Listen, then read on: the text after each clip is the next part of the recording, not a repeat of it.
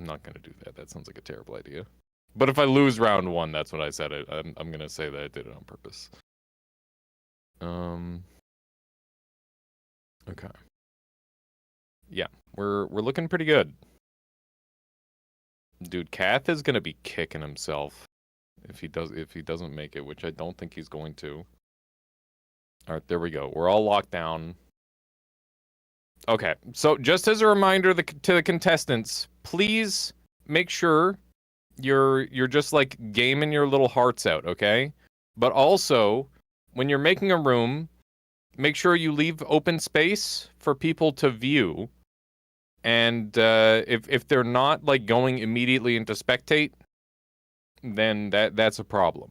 So the only people who should be going in to spectate are going to be me, Super Hobbit, and Zytio. So if it's not one of those people, then you can give them the boot. And do we want to do I guess we'll do the passcode system again. So make sure you put your passcodes into. I'm gonna make a channel for it. Okay. So we'll do. Yeah, last time people just pinged each other with the codes. That worked surprisingly well. No one really like just joined each other. Yeah, I mean it works pretty cleanly anyway. So yeah, make sure you're in the Noita online Discord and enter your passcodes into the passcode channel.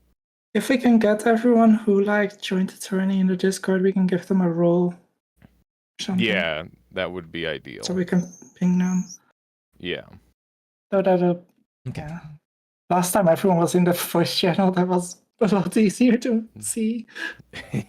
Well, if we jump into the voice channel, I'm sure everybody else will too. That's generally how that goes.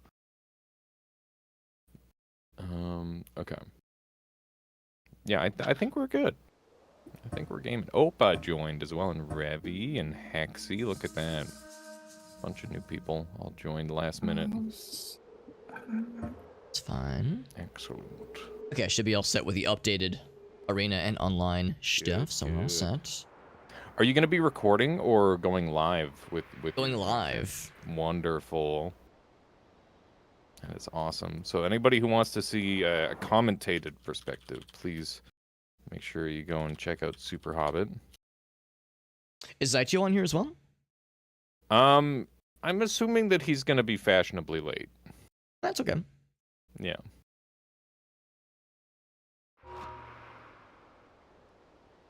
See if we look at capture. There we go. No Hey, what's up, Unstable? Into the server. From one beautiful man to another. Good to see you. It's this one.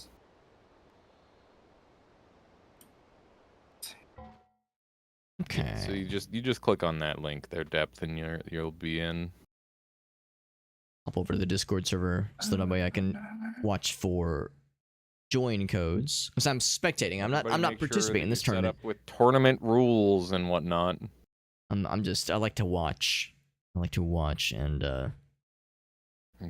and offer deep insight, deep and insightful and intelligent commentary that definitely won't devolve into just loud noises. You should do it, Nutty. You should jump in. Show people what for. Because yeah, I like Noita a lot. It's a very good game, and I've got a couple hundred hours in the game, so I've done a good amount of time into the game. I think that's a thing. But the people that have played this game a lot, early, I can't hold a candle to them. Be the ones that don't end up clicking the entry button in time. Yeah, I think they either forget that they joined or they like. Nice and kinky. Oh, absolutely unstable. Absolutely. Yeah, something comes up. Yeah. No, that was the correct thing to say. You passed the test. 1 minute to join. No, you can't join at this point. It's too late. 25 was the cutoff. 30 is the start time. Someone I don't see in the Discord here is depth perception. Yeah, they have to click the button, I assume. There's the passcodes. Cool. Passcode I channel. don't know Good. who Neon is. Oh, did Neon ready up? Fresh. Oh no, they didn't. Oh, mind. So they're in round 4. Yeah, so they're just playing for funsies. Nice. Robigus, rather. Rob was actually the person that I faced last month. All right, here we go. I did participate in the tournament. and he eviscerated my ass. I I'm think gonna do unseeded again. I think it was We're not gonna bother 4-7. seeding It was first to anybody. 7. I think I won 4 rounds, or maybe it was 3 Although rounds. I guess I could technically seed Rodriguez and. So it wasn't like a complete setup, but oh yeah, he is shockingly good at the game. We're gamers. I guess because they were in the last tournament. Hang on. You know what? Nah, let's just not. I think it's more fun to be random. Yeah, we'll do full random. Lovely voices you're hearing. Okay. Kind of in the background. It's Bracket Alias. is going to be Lovely gentleman who organized this whole thing, and Evasia, incredible woman who Did you set it has to developed the where people can mods fill out to full, for this That's game. what I'm so doing the right PvP now, mod, and so I think taking a that's more single player interesting game than and making it just seeing the multiplayable. 1-0. Yeah. So just Pretty to be impressive clear, shit. chat, this is still just one round for all of these. Keep that in mind. And for the grand finals, it's going to be a best of 3, so we're not going to be able to show off the full score. But that's okay. This is still going to be like a first to 7, but it's going to be 3 rounds of first to 7. There we go. It looks really silly, but that's okay. Okay. Let's get the bracket together. Good. Here we go. Participants, view channel. Oh, here we go. Actually, let me just do this. I'll just switch over to this view. Oh, good. Flame Okay. got a buy. That works out So we can kind of see the tournament aliases, or the brackets, or the settings rather than these. Okay, I gave everyone who I could find in the Discord a tournament participant role, and they only have access to the passcodes channel. Okay, No one awesome. else does. Awesome. There was I a can few see it. people I couldn't find. Opa, I didn't know if it's the same person. So there's the bracket. That Alias is Discord. covering up part of it, but Yeah, we can see all the. Well, we just know We'll that'll be figure it out. the winner rounds. Lord Flame says, I think it might be more confusing for grand finals and finals to be using a different system. They're literally using the exact same game format. The only difference is how you enter it in at the end. So it's not 14 a big deal. people, I think? We'll be keeping track of it. Don't worry. Oh, here we go. Oh, there's way more. Okay, cool. I think it's 16 then. Yeah, let's get gaming, everybody. First games are between Elbrado, Phillips, Working Joe, Ceresis, Norse, Versichert, Malkovith, Wunarg, Opa and myself, Revi and Depth, Rodriguez and Krazazy. Nice. We've got Commander Owls versus Asia. So everybody get gaming. We're all just gonna if your match is available, play it. Make sure you leave an open spot for commentators to jump in, and please make sure you use the password system. Don't be too nervous. Just enjoy the video game. You got double elim. So yeah, good luck, everybody. Good luck, have fun. Let's do this. All right, so I'm gonna create the lobby, Opa. Let me do that really quick. So, Good luck, Opa. I'm waiting for the other public lobbies to open up. Gonna be gaming. You can't see the brackets yourself. Hang on. Or if it's a private lobby for the passcode to be get able to. posted. Oh, I gotta press this button. That's why. There we go. Finalize and start. Is it just the round 1 or wave 1, folks? You can pick from wave 1 and 2. We're 1 and all 2, gonna cool. be playing simultaneously. And basically, we can start to slow down in winner's bracket, but if you're in loser's bracket, play. Keep sending it. Because we won't have to wait on winner's bracket. We will have to wait on loser's bracket. That's just how this works. Yeah, good luck, have fun, everybody. I hope everybody enjoys this tournament. I'm very excited. I think some of the lobbies are still getting set up. Still nothing in the passcodes channel. Monthly PvP tournament. We're keeping it going, keeping the streak alive.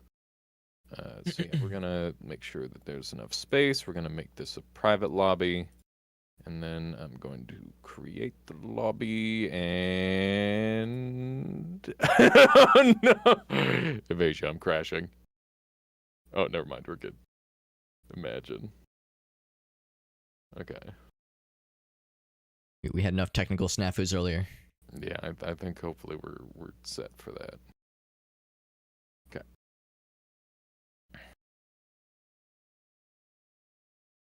There we go. So if I check on my end.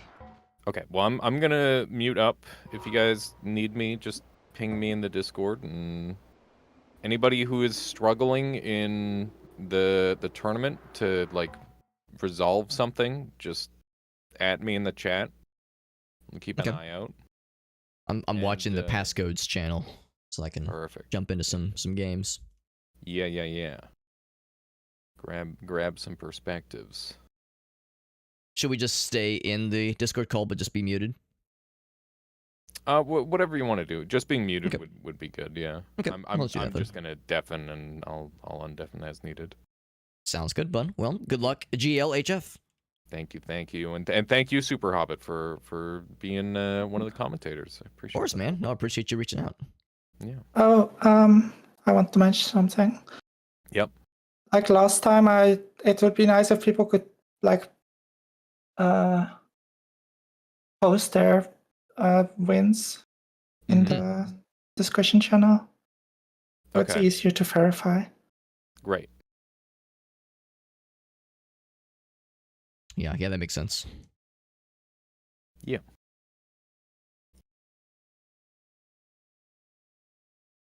Okay. Where did the...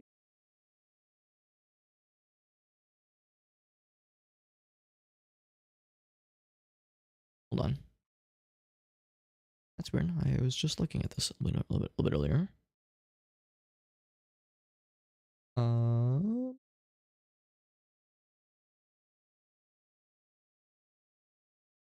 Where'd the join codes channel go? I was just looking at it. So lobbies are getting set up. So the code should be getting posted soon here.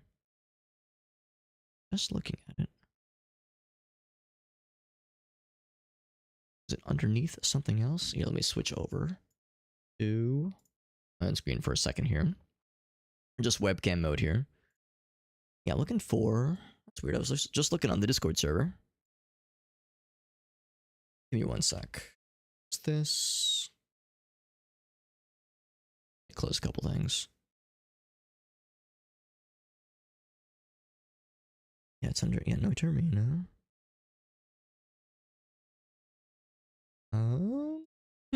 That's bizarre. Around here, because I was just looking at the channel. I didn't get booted from it, did I? Or get removed from it somehow? Let me find myself in the list real quick. Make sure I still have the right role.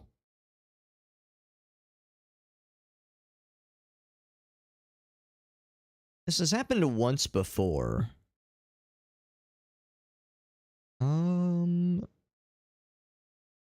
Yeah, I don't seem to have the role anymore. Discord role. I might need to reach out to Evasia. Get added back in. She is muted right now. I'll DM her real quick.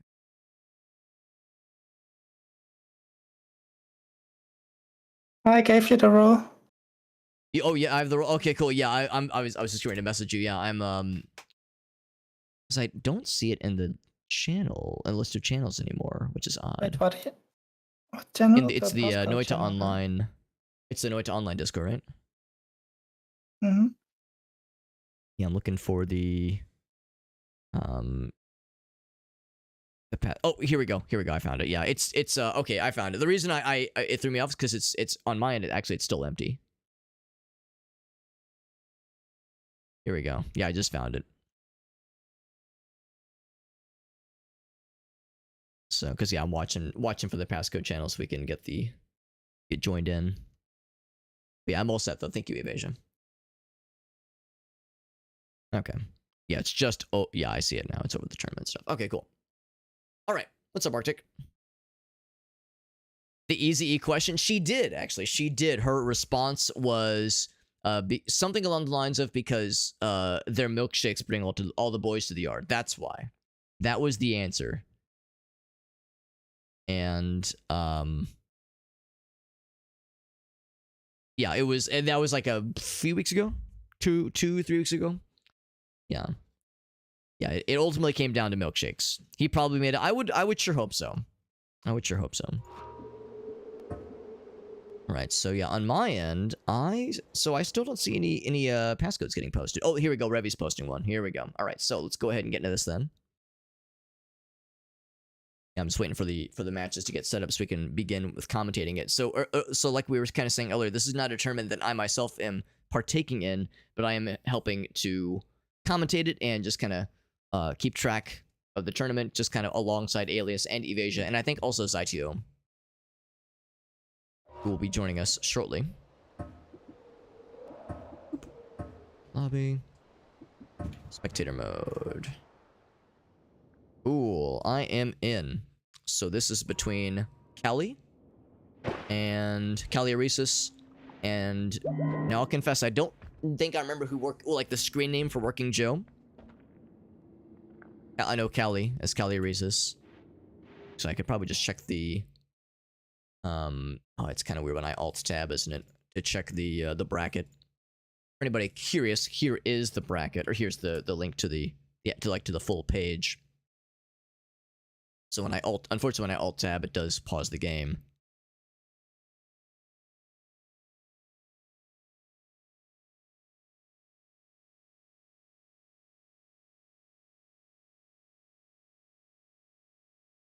There we go. See then oh, here we go. Here we go. So I'll just have this up in the background. All right, so here we go. Yeah, so the actual screen name is Working Joe on the bracket as well. So I believe, yeah, minute 50 until the next round. So that we've actually already started then for goodsies. What's up, whatever name? What is Noita PvP? So there's a couple of different Noita multiplayer options out there. There's Noita, of course, is a single player game. But there are some very intrepid and incredible mod developers out there who've done some really cool multiplayer things. This is one of a few multiplayer options. Like Arctic said, it is an arena battle, as the name would imply, but there's also 1v1 settings. So there's like I think 4-player arena fights. There's 1v1 settings. You can tweak it pretty well to accomplish a number of different settings. And like different kinds of PvP options. But yeah, this is a 1v1 tournament. Double elimination, 7 rounds each. Each round is going to be probably fairly quick. A lot of times the longest part of a round is making the wands and testing things out. Once the game actually starts, it should go pretty quick, because each person, especially starting, has 120 HP, not a whole lot.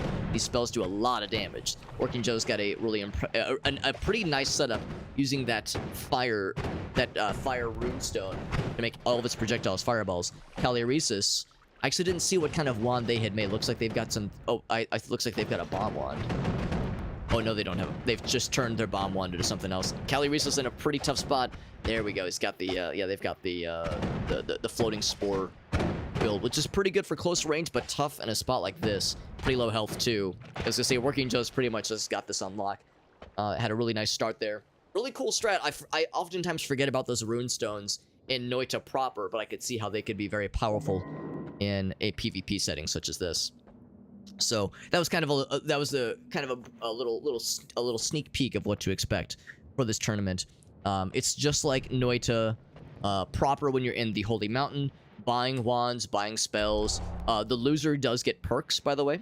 The loser of the round gets perks to choose from, and I think also has a card drop at the beginning where they get to select either increasing their wands refresh rate or their mana pools, that kind of thing, and maybe even getting a random perk at times. So the loser gets of each round gets a couple things to kind of help them out to kind of balance the scales a bit. I think they have the same wands available each time. Yeah, they have the same wands available. I don't think I can see the wands that they're playing with. I don't think I have that ability. I can see their health pools. Yeah, I can look at their perks. So as the spectator, I can see their inventory up here, but I can't see like exactly what wand they're building. But I can, obviously, we the viewers can see what kinds of things they're playing with. Oh, here we go. Something down here. So since Ceresis lost this round, they're choosing their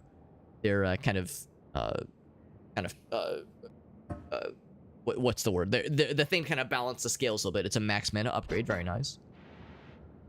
Consolation prize. There we go. That's the word. Oh, whoops, wrong button. So I'm kind of switching back and forth between their two perspectives. For anybody curious, they are in their own kind of individual universes right now. They're not in the same Holy Mountain, obviously. But this is kind of the time where they get to plan out, or not even plan out, but try out and build out their wands, their wand loadouts, that kind of thing. Once both of them are ready, we go ahead and jump into the round. Both players do have to ready up. Once one person readies up, the other one has 2 minutes to complete their wand building and testing before they get thrust into the game proper. And I think the reason Ceresis has the dunce cap is because, like, whoever is slower to ready up gets the dunce cap. Also, sometimes there are some weird desync things that happen. Like you saw like a wand just pop out over here. So like, it may be even not desync per se, but like sometimes, yeah, the displays between the two worlds will like sometimes collide a little bit. For the Holy Mountain specifically. Oh, here we go. Ceresis is ready. Here we go for round 2. They always start out, by the way, if you're curious, they always start out invisible to each other, but we the viewers, or we the spectators, can see both players from the start. So the spawn placements are random, but each player is invisible until the round truly begins. So you can start a round right next to each other and not even know it until the round begins, and then suddenly they blink into existence, and it's terrifying. So I think Joe, okay, he's got some digging. I don't think he was actually taking damage there. I think that was just a bug. Oh no, he was taking damage. What was damaging him there? That's kind of odd. I'm not sure what caused him to take damage there. It looked like it was just a black hole wand. Unless Ceresis pulled some fancy moves there. I saw that it looked like they still have the... Yeah, here we go. Oh, maybe there was some kind of latent effect then with the floating spores, because I know those do have a homing effect, which... On the one hand, the floating spores don't look all that impressive, but their homing property can make them very powerful, especially for a starting, like kind of an early starting round like this. They're really good for close range, and this is a fairly large arena in some places. Oh, I see. He's got some saw blades. 1 HP, by the way. I think it might. If those were his saw blades. Oh, unfortunate. Yeah. I don't know if that was just him giving up, or if that was a goof. If that was an unintentional goof there, but yeah, those saw blades took a big old chunk of health from Joe over here. That ties it up to being 1-1 then. Does this turn into Smash after a certain point? The fun thing about Noita is that the power scaling, like Evasia said, is very non-linear. So every round, as the rounds go on, each player gets more and more money. And I don't even know if you get more for winning or losing. No, it looks like everyone gets the same amount overall. So people get more money. That means they can buy more interesting wands, more wild spells, that kind of shit, and you inevitably end up with like more powerful wand combinations, spell combinations, especially as people are refining their builds with each round. It's first to 7, so that means at minimum there's 7 rounds, most likely over 10 rounds. So that's a lot of opportunities to keep refining, keep building, and keep making a weird, fucked up combination of spells and effects that by the end of the last couple rounds, the rounds might be very quick because everybody's throwing crazy high level stuff at each other that does thousands of damage. So yeah, the power scaling is very menacing, yeah. But there are some Smash isms, some Smash Brothers isms. There is an arena that obviously it's a two-dimensional arena. There isn't a boundary. You can fall off the stage, and you will get got if you fall off the stage or go outside the boundaries. There's also a sort of, maybe not battle royale, but there is also a circle that is slowly closing in. So in addition to like the maps that are a floating island, if you fall off the edge, you'll go outside of bounds, obviously. But also, even for the interior areas, those are slowly closing up over time. So yeah, there's very much some kind of Smash Brothers inspired things going on here, but of course the health bars are more standard PvP oriented in that sense. I guess more now that I think about it more, this aspect of everybody is given some tools to play with, and you have to cobble something together to the best of your efforts, the best of your ability. To that effect, I guess there is also kind of a battle royale aspect to this. Every player is given the same wands and spells to work with. I think the perks might be different, because not everybody's going to get a perk every round. Again, perks only go to the loser of each round. as does this selection down here, the card selection at the bottom. I'm pretty sure that's only for the loser of that round. And also, I didn't see Joe pick one. Oh, there we go. So once again, they don't know they're starting right next to each other. There we go. Then it suddenly begins. Ceresis to a very strong start. The triplicate bolt has a really nice stun ability. That Solbit almost got him. Wowie zowie. Yeah, Ceresis on a very powerful and very confident start. Working Joe doesn't seem to have a bad build. That's a nice combination there too. Standing behind the wall and doing the distance cast is huge. But Ceresis has the same thing. Yeah. Yeah, so Ceresis had a very, very strong showing there. Working Joe had a good build for sure, but Ceresis had that such a strong start. And Triplicate Bolt with that stun ability, that can really get you in a bad spot if you're just getting, you know, stun locked over and over again. It doesn't do a crazy amount of damage, but it's very nifty, especially when combined with the right kind of spells. And since we're still in the early game, you know, we're not having crazy damage output stuff happening just yet. The rounds take a little bit longer, so things like Triplicate Bolt can really make all the difference. Also, oh, there we go, by the way. If I mouse over, it actually does show the wand they're playing with, which is kind of cool. So that's actually kind of nice. Now we can really start to analyze what exactly each person is doing. I think I can mouse over these wands if I want to see what they might potentially buy. It's kind of cool.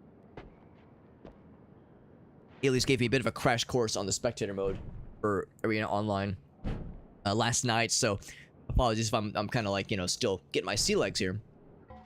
Switch over to this real quick. But this is pretty slick. Also, I'm gonna take this quick opportunity to go ahead and kick off my own multi-streaming. So this stream's just gonna pause for just a very brief second, but I will switch back over in the quickest of quick moments. So apologies if the screen is paused, but it is very brief. Very brief here. In fact, I'll click back into here while I'm waiting for that to load. Yeah, multi-streaming to TikTok and YouTube and Facebook and Trovo. So I'm trying to have, you know, lots of exposure to lots of places if I can help it. Means more eyes on the stream, which is nice, but more importantly, or at least equally importantly, more eyes on Alias's tournament. Alias worked really hard to put this tournament together. I know it was kind of a slapdash thing for him because he was attending a wedding party over the past couple last night, I think. Or, no, not last night. It was last week, actually, which was when he was trying to plan out the details for the tournament. I know some of it was a little bit last minute. And, but I know he works really hard to put these tournaments together. I think a lot of us kind of, you know, take for granted how much work goes into organizing something like this. Especially since it's not only for an indie game, but it's for a mod for an indie game, so, you know, there's other logistic factors to consider as well. Evasia is the incredible wizard developer who made the Noita Arena and Noita Online mods, which has allowed this very cool thing that we're witnessing to happen, making this very single-player game into a multiplayer extravaganza. And she has been working even up to the very, very beginning of the tournament, making some updates, to some last-minute tweaks to the mods to make sure everything works nice for all of us. So it's pretty remarkable here. Looking at the wands for Joe and Callie, I don't know if I can see Joe's other wands. Because I think each person probably has more than one wand at this point. Oh, maybe I'm wrong. I thought at some point I was able to see their exact wand that they were playing with. If I click, it shows me their perks. Okay, maybe I can't see exactly the wand that they have. Maybe it's just down to kind of watching, seeing what they're doing. Looks like they have a healing wand. So Joe had some kind of lightning bolt, I think. Lightning bolt is a terrifying spell. There we go. Lightning bolt's a terrifying spell in single-player Noita, standard Noita. It's real easy to kill yourself with it because unless you have electric immunity and explosion immunity, that thing's going to do crazy damage to you eventually. So it has a huge explosion radius, and it can stun you and get you stuck in... It's dangerous to use in water. It's a really tough spell to wrangle. But in Noita Online, in PvP mode, it's great because the rounds are quick. You're not expected for a round to go very long anyway, and, you know, danger is kind of the name of the game when it comes to PvP mode. You know, fortune favors the bold, so you're kind of encouraged to make wand builds that are dangerous and explosive and weird, even if they endanger you. I mean, if they're dangerous to you, they're probably dangerous to your opponent. So for some builds, it's almost like a coin flip. But knowing how to take those calculated risks when it comes to these really elaborate wand builds can make all the difference in the world. Hey, what's up, Evasia? I appreciate you popping in. We were going to hang out with Evasia a little bit earlier as we were kind of getting things going here. Oh, look, I think there's some teleportitis. No, not teleportitis. I think there's just a... Oh, his wand has a teleport on it, I think. Okay, I see. I see. All right, so still holding on to that rune stone, which is actually doing a pretty good job. I see he's got the fire immunity stone on him as well. Joe does, that is. Oh no, he has built-in fire immunity. Oh, that's explosion immunity. Never mind. That's explosion immunity. I think Ceresis has fire immunity. There we go. This is looking a lot closer, by the way. That electric wand. I don't think he's gotten any major hits with it yet. Actually, maybe even he has. Ceresis does have a really impressive healing solution here. A black hole kind of healing solution. Very impressive. Now, it looks like they're going to be closing in pretty soon. And I think what I can do is, like, I'm not going to mess with this now, but I think if I press E, it'll go into freeform mode. Oh, here we go. Real close. Is this going to clutch it out? Joe's getting low on health. Ceresis still... Actually, oh, it looks like they're healing right now. They are healing. Damn. Joe's going to have to work extra hard to get past that healing. He's probably going to have to just go more... Yeah, I think he's teleporting away. There we go. To say Joe's gonna have to go way more aggro if he wants to outdo this healing. Oh, Ceresis did win, yeah. Oh, 1 HP though. It was... Oh, wait, never mind. I was gonna say 1 HP, what the heck? Yeah, Ceresis won that one. Joe is in a tough spot there. And he, of course, they can't see each other's health bars. But we, the spectators, know that Joe was getting low on health and Ceresis was healing. So it's like, you gotta, like, go more aggro in that sense because they're just gonna keep re-upping, obviously. But anyway, appreciate you popping in, Evasia. And again, it was nice getting to chat with you. Evasia, just if I can gush, I've been a huge fan of your work for, like, literally a couple years now at this point.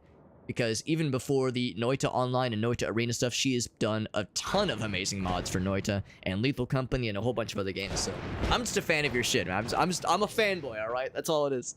But no, I love the mods you make and the work you do for awesome games like this that have a really cool community. So we owe a lot to you. Really, really something special. Also, I did see that she said that the wands thing was missing. It's weird. Well, actually, it's weird because other wands were showing. So it might be on mine because I was alt-tabbing. I was kind of bouncing around getting my multi-streaming going. Oh shit, I'm actually gonna have to alt-tab again. I forgot to grab the chat window or TikTok. So let me grab that real quick so I can have that on screen. There we go. So it might be because I'm kind of bouncing around. I don't know if the game is anticipating, or the mod is anticipating me pulling some shenanigans like this. But here we go. We can kind of see a detailed view of the win-loss ratio right now. Ceresis, of course, in the lead. There is a chat, by the way. Some spooky spells, says Joe. I should be checking the chat every so often. Something good to keep an eye on there. Yeah, I was looking to see if there's anything else that I could kind of see as far as other things to watch for. I did not catch earlier that Joe did pick up, what is that, Revenge Projectile, I think? I know that one gives you some projectile resistance, and of course, yeah, a little Revenge Projectile, a little, like, returning fire projectile that fires automatically. And since Joe lost that round, he has not picked his perk yet, but will soon get another perk. Looks like he's playing around with some Luminous Drills to potentially use. Ceresis now is going real ham on some lightning bolt builds. I think Callie probably saw I think Joe was the one that had the lightning bolt last time. Ooh, that's a little scary. I think Callie probably saw that Joe had a really good lightning bolt build earlier and maybe had some lightning bolt envy. It's a bit of a bold play because they don't have lightning immunity or explosion immunity. So using a build like this without the immunities means it's either a desperation move like, oh shit, I need something to panic and just go, or it is a or it's obviously they're still building up their wands. Or there's some other kind of like way to keep it long range, you know, some kind of way to make sure the payload goes off far away. We were talking with Alias at the start, kind of before the stream started, that when I was doing the PvP stuff last time, I love the saw blade builds because saw blades are terrifying and crazy high damage, but there's no resistance for that. There's no way to resist saw blade damage short of having ambrosia, I guess. And saw blades are rarely ever advised in standard Noita because they're always dangerous and they're always terrifying and they boomerang back to you. They're usually more of a mess than they're worth. But in PvP mode, they're great because the rounds are quick. Danger, again, is kind of the name of the game, so having like a crazy, stupid Saw Blade build where the Saw Blades are bouncing around all the corridors, bouncing off the walls, it's dangerous for you, but it's extremely dangerous for the enemy as well, especially if you're able to cause the payload to pop some distance away from it. Callie now switching now into potentially some more of the floating spores. Has a really nice fire rate on that one, which is nice. Joe, I think, okay, looks like Joe still has some kind of lightning on his end. At one point, Callie looked like they had some crazy lightning combinations going on theirs, but I suspect they were just playing around with it. I don't know if they're going to commit to it for this round, since they, again, no immunities mean. That's very, very dangerous. But again, danger makes it so fun when it comes to PvP mode. It's like the time to make wand builds that are oftentimes not a good idea, but extremely fun. Oftentimes extremely fun. One thing I'm noticing is that the health takes a second to resync, because Joe used his perk here, that, or not his perk, but his losers, his like rebalancing card selection there to give himself more health. It takes a second for the health. Oh, there we go. Now it's synced properly. Yeah, it took a second for it to sync between the two of them, because they have diverging health pools. But at the start, everyone has the same amount of health. But as people get more perks, as people get these card drops, as they lose a round, the health starts to diverge a bit. So Joe does have more health right now. Unstable says, I have no idea what's happening, man. It is a little bit weird if you've never played Noita, or if you've played it a little bit. It does make it a little bit tricky sometimes. Being able to follow something like this, a heavily modded experience for the game that makes it all multiplayer, all PvP oriented. And of course, these are pretty high level players. Ceresis, that's a name I recognize. I see them all over the place in Alias's chat, and Dunk, and Solar. I see them in a number of streamers' chats of Noita. So I think they're very, very involved with Noita. And I think they know this game exceptionally well. Joe clearly also knows his shit. He definitely knows this. Like, even though I don't recognize his name necessarily, the kinds of things he's putting together, this is not a person who is just kind of fucking around for funsies. This person knows what he's doing as well. The commentary, well, I appreciate that, Unstable. The hope, of course, the hope is to make it so that if someone's never played Noita in their life, hopefully they can, if the commentary is, you know, at least giving a general overview of things, hopefully it's enough to, like, kind of piece together a high-level view of what's happening. I think what's happening here is that Ceresis has a black hole wand, and for some reason it's not rocking here. Like, normally you shouldn't be able to fall through the floor right here. But I think what's happening here is, like, yeah, the hole isn't showing on my end, which, you know, these things happen, obviously, when it comes to the, you know, just the mild little desyncs that happen with, like, the world building and how it's displayed to us in spectator mode. I should mention Ceresis' build is really impressive here. We can't see exactly what they've pieced together, which is fine. We don't need to. All we can see is big lightning explosions, and they're proccing nice and far away from them. So long as there's no, like, metal floors that can conduct the electricity, and so long as there's no, like, no walls in your way, because as long as those things can explode nice and far away. Oh, here we go. We also have this. We can kind of get a little sneak peek. Oh, it's what is that? Is that phasing projectile? Is what that was? The one with the skull, where a projectile can go through, can keep recolliding, can, like, have multiple collisions. That's a dangerous but powerful play. It wouldn't shock me if Joe had something similar, because if Callie has that on their wand, that means Joe had that available on his end as well. So something to watch for as well. Yeah, I'm really curious to see what Joe has. I saw he was messing with acid. Acid is another one of those things in standard Noita is usually not a good idea, because it's real easy to oh yeah, there we go. Real easy to make something very dangerous for you, the player. But here, now's the time where you can kind of play around with something that is maybe non-standard in a general sense, but can really be fun. They're starting off real close together again, but they are going a little bit further away. There we go. Alright, so if nothing else, I also have this ability. I can just kind of go. I don't know if I can zoom out. I don't think I would want to anyway. I should mention that Working Joe does have teleportitis. So whenever something hurts him, he will teleport away. And he takes less damage in general. 20% damage reduction is not a joke. Some people kind of scoff at teleportitis. It's a bit of a risk. Kind of high risk, high reward kind of spell or kind of perk. Because it can teleport you. It teleports you randomly. into a potentially very dangerous spot. If you get teleported into lava, acid, outside the damage zone, it can get very dangerous. But it gets you out of an immediate danger, and that damage resistance is huge. Got an extra health pickup, which is nice. Actually, to be honest, I kind of forgot that there were extra wands and extra pickups inside the arena. So that actually does add more to the kind of PvP aspect, or not even PvP, the Battle Royale aspect. I'm going to go into free-form mode here for a second so they can see each other. There we go. So Ceresis trying to dig through, but looks like... Oh, Working Joe teleport... Yeah, he used teleportitis to get himself away. Here we go. So Ceresis has that real dangerous one that we saw earlier. They both do. Joe throwing out lots of acid, using that teleportitis really strategically on his part. Although he has taken a lot of health, or a lot of damage, that is. And acid melting through the walls pretty effectively. What's up, Black Magics? Yeah. Yeah. Why am I up this early? Yeah. Or, well, not so much being up this early, but streaming this early. Ooh, there we go. Working Joe. Teleporting around, pulling some interesting maneuvers. Hasn't pulled off a ton of damage on Callie just yet. Especially considering Joe has a much better health pool. Bigger health pool, that is. Oh, shit, real close? Oh! It did not kill. He teleported away. That teleportitis, I think, was a worthy investment because it's allowed Joe to not get, like, soak up any gigantic health, like damage pieces. Oh, that small arena, though. It's really shrinking. Ooh, it's getting real tight. Callie did pull it out. Callie actually took a good chunk of damage at one point when Joe pulled out that luminous drill. But I think the arena closure really fucked Joe over. To be honest, it surprised me, or it snuck up on me.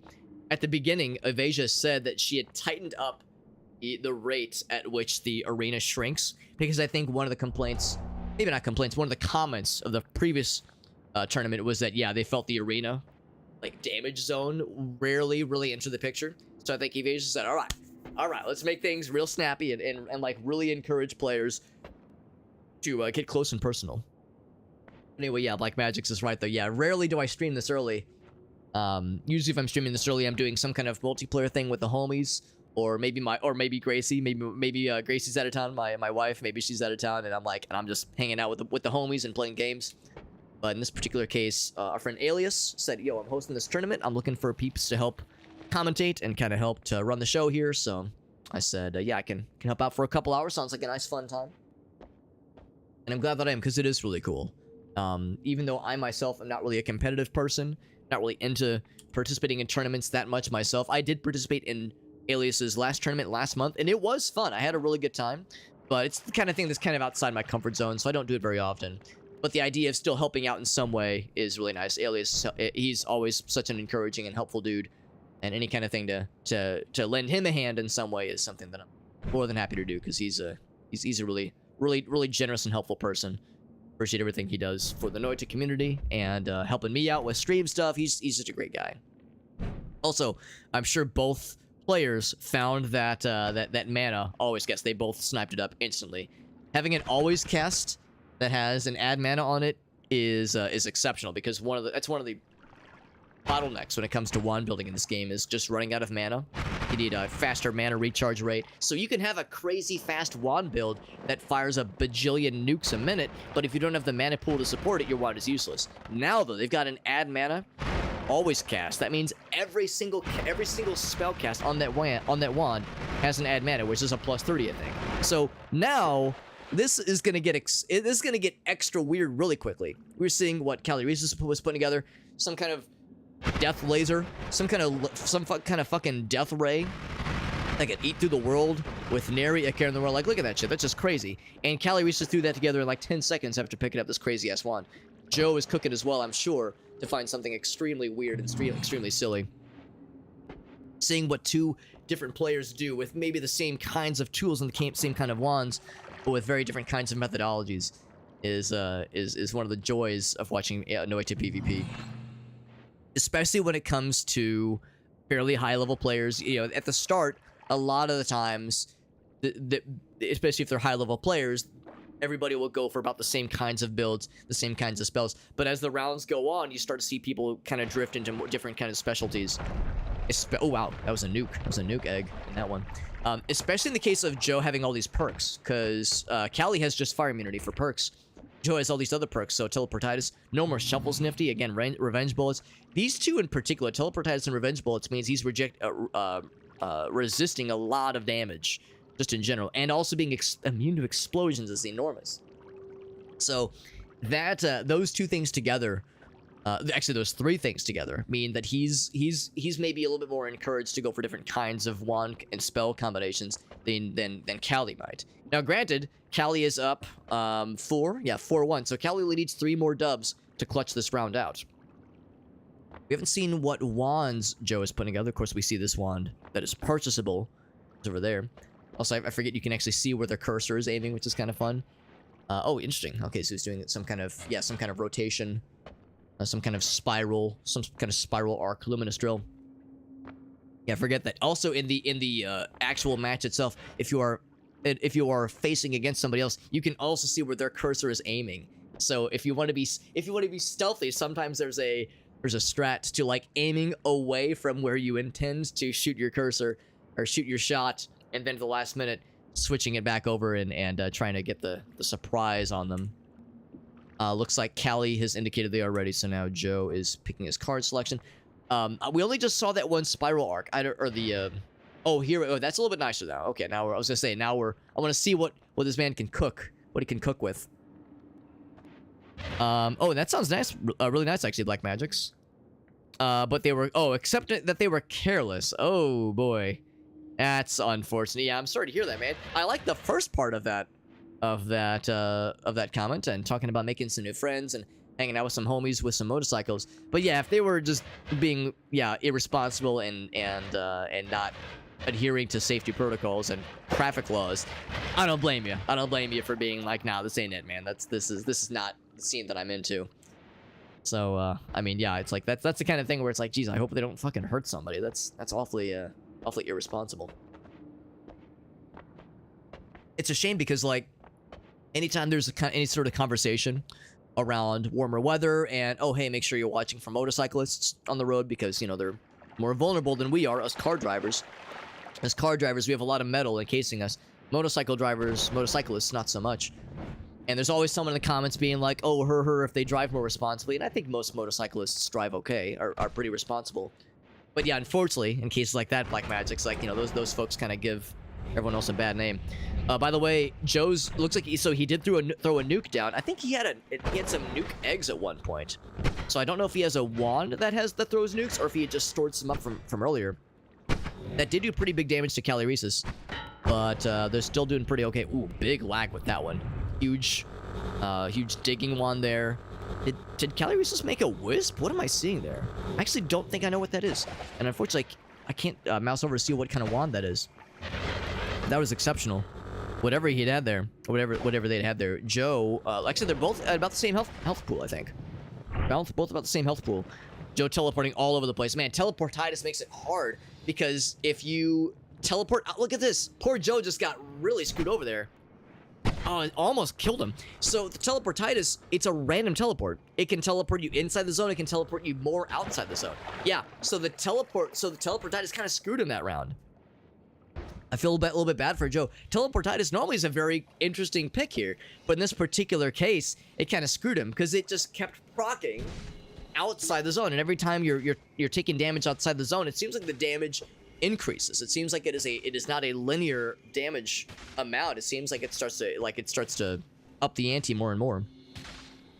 So Joe, hopefully he has a chance to whatever he's doing right now. Hopefully he has a chance to get the full heal. Because whenever you respawn, you only have the 1 HP. He's got 2 minutes. Callie has already indicated they are ready to roll immediately. Callie feeling very confident with their build, clearly. Venom Curse, you got more crits, you got an add mana there. I'm sure they have the gold for it. Maybe they don't. Maybe the gold does not sync necessarily across the two players, because I figured the add mana and maybe Venom Curse. I mean add crit. Add crit is nice, but it's one of those that sometimes it's not worth picking up a slot for it. Venom Curse is great, but it is expensive mana wise. But again, they both have this incredible always cast mana wand, so I would hope that mana is less of an issue. Because again, Working Joe clearly has a really sick build going on here. But yeah, I just feel bad he didn't really get a chance to use it because he got screwed over so bad by the teleportitis. It's a shame because teleportitis it's the fact that it's a random teleport, so you don't know where you're gonna end up. It's disorienting when you get teleported somewhere you're not expecting. So for one thing, it takes you a second to kind of get your bearings. But as we saw there, it just kept teleporting him outside the damage radius over and over, and it just kept ticking away. His 483 health pool ticked down real quick with that damage, that damage radius kind of eating away at him. But anyway, yeah, Black Magic's just kind of getting caught up here. Popped a wheelie. Oh boy, wrecked the guy's bike. So yeah, so didn't break anything. Yeah. Well, I'm glad he didn't like suffer too much damage to himself. Sounds like sounds like he wrecked his bike pretty bad. So yeah, to your comment though, Black Magic's, yeah, it's like, man, unfortunately, cautionary tale, and like, yo, you gotta be responsible, man. I know you said also like these were like older dudes that were, you know, being irresponsible. It's one thing if it's like, you know, some young cats hot dogging around like a bunch of idiots, but like you would think someone older and more experienced would be, you know, older and wiser and more responsible. So that's a little bit frustrating. Here we go. So at one point someone said that's a wrap. I think it's first to 7. Pretty sure it's first to 7. I think the round will end once we're all done. I mean, maybe I'm wrong, but I think that's, yeah, I think we're going in. I think it's first to 7. Ignore blocked damage. Oh, it works differently in Arena. I actually did not know that. Yeah, it's first to 7. Yep. Sorry, was late to reading this. Yep, it's first to 7. Yeah, I should have been keeping up with these things. You know, all these things to keep track of, all these cool things to comment on, all these cool things to watch for. Yeah. When the Firestone, I keep getting tellied out the.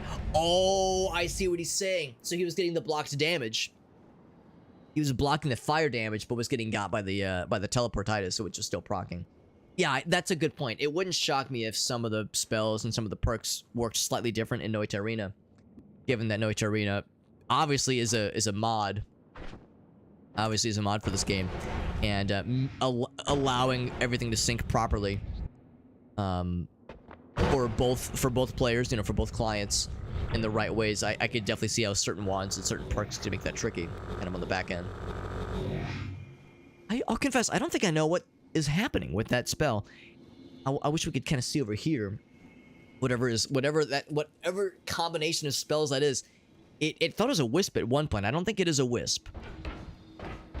Yeah, I want to see whatever that was. I want to see it on this screen here. Because unfortunately on my end, I actually can't see the wands themselves. I can't see the held wands. I could see wands on the ground. Yeah. So yeah, I see... Yeah, I see, what is that? Frozen Gaze, I think? Freezing Gaze. Happy Pride, by the way. Freezing Gaze. No, not that kind of gaze. No, I see that. And Freezing Gaze is actually that's a really slick spell as well. But, a little bit tricky to use if you don't have infinite cast, but of course, the nice thing here is that these rounds are so quick, you're not going to need all 20 casts of that thing. In mainline Noita, and like, you know, single-player Noita, usually you're going to want a pretty decent pool of those things. But here, 20 casts is more than enough. I'll confess, it's a long-distance casts and crit on bleeding, I think. So I'm not sure if that does anything or if it just looks cool. Maybe the idea is just to look badass and, like, look scary. Because it does look cool. Let's see what Joe's up to. I haven't really been paying as much attention to what Joe's cooking. He has Angry Ghost, which can be very cool. Angry Ghost could be very cool.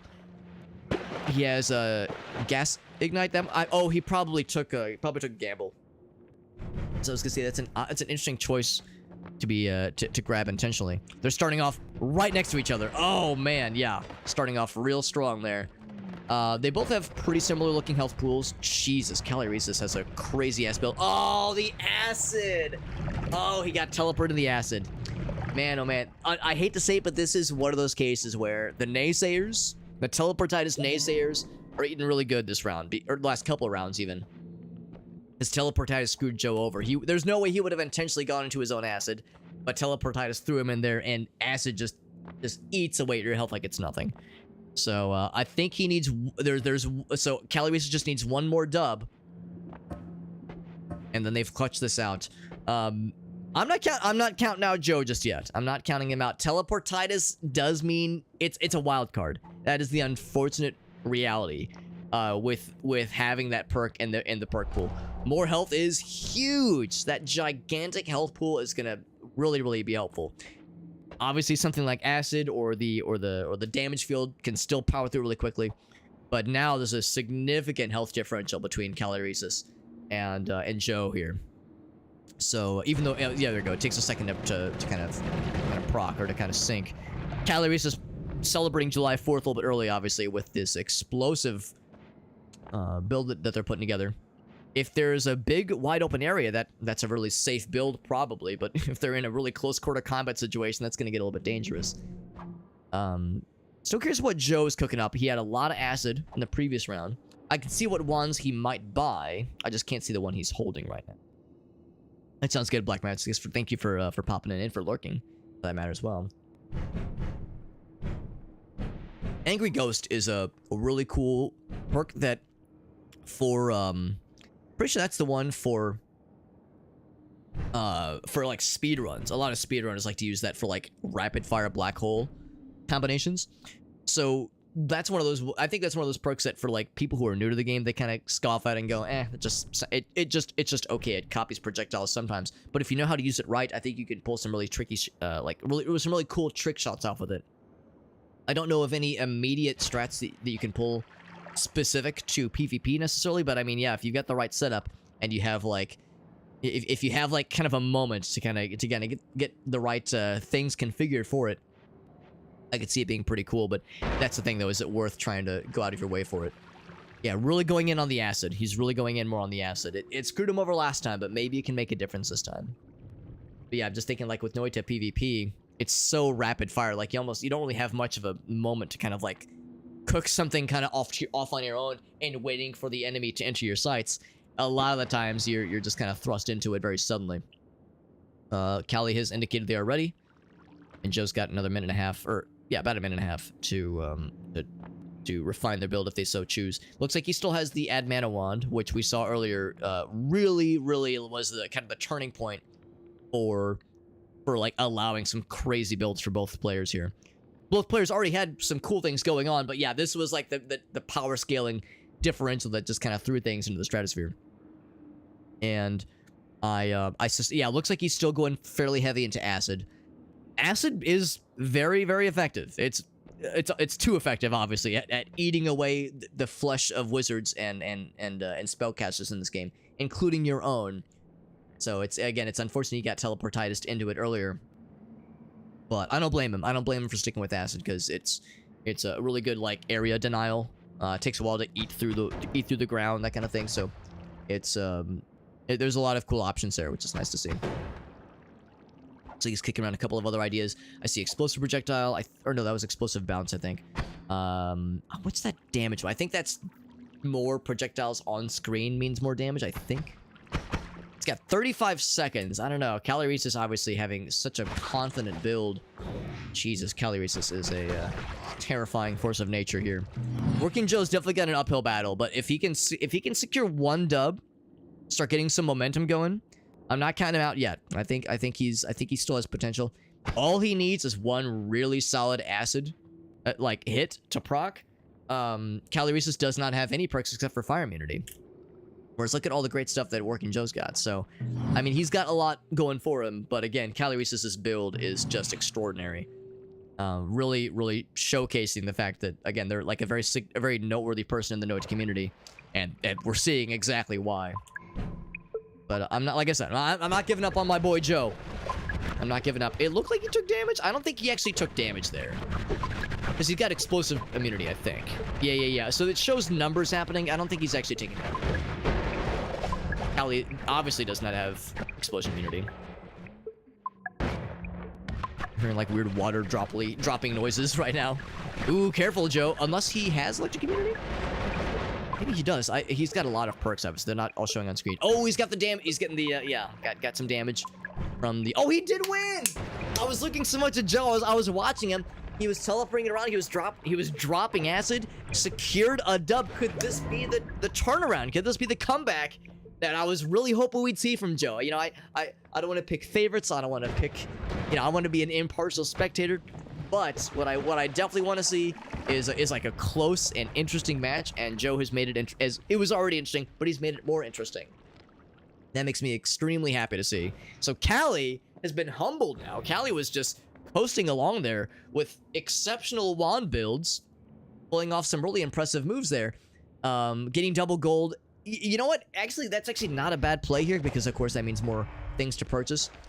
Obviously, Callie is still able to potentially make some very mad scientist-esque builds with more money and with more resources at their disposal. Joe, of course, has the same spells at their disposal. What is that spell? I don't even recognize that one. But there's, of course, been a number of new spells and new perks, for that matter, added with the Epilogue 2 update. So there's some things that I myself haven't seen yet. So, you know, I'm far from an expert. But we are still going. We're keeping things really interesting here. We are at, 6-2. So there's still some game left here. Don't count Joe out. This has been the lesson learned here. When someone's down 6-1 and they're cooking up some kind of wild ass acid based build, they got that teleportitis keeping them safe. Stranger things have happened. Neither player is ready yet, so we still got some time to for other wand crafting and such, wand smithing.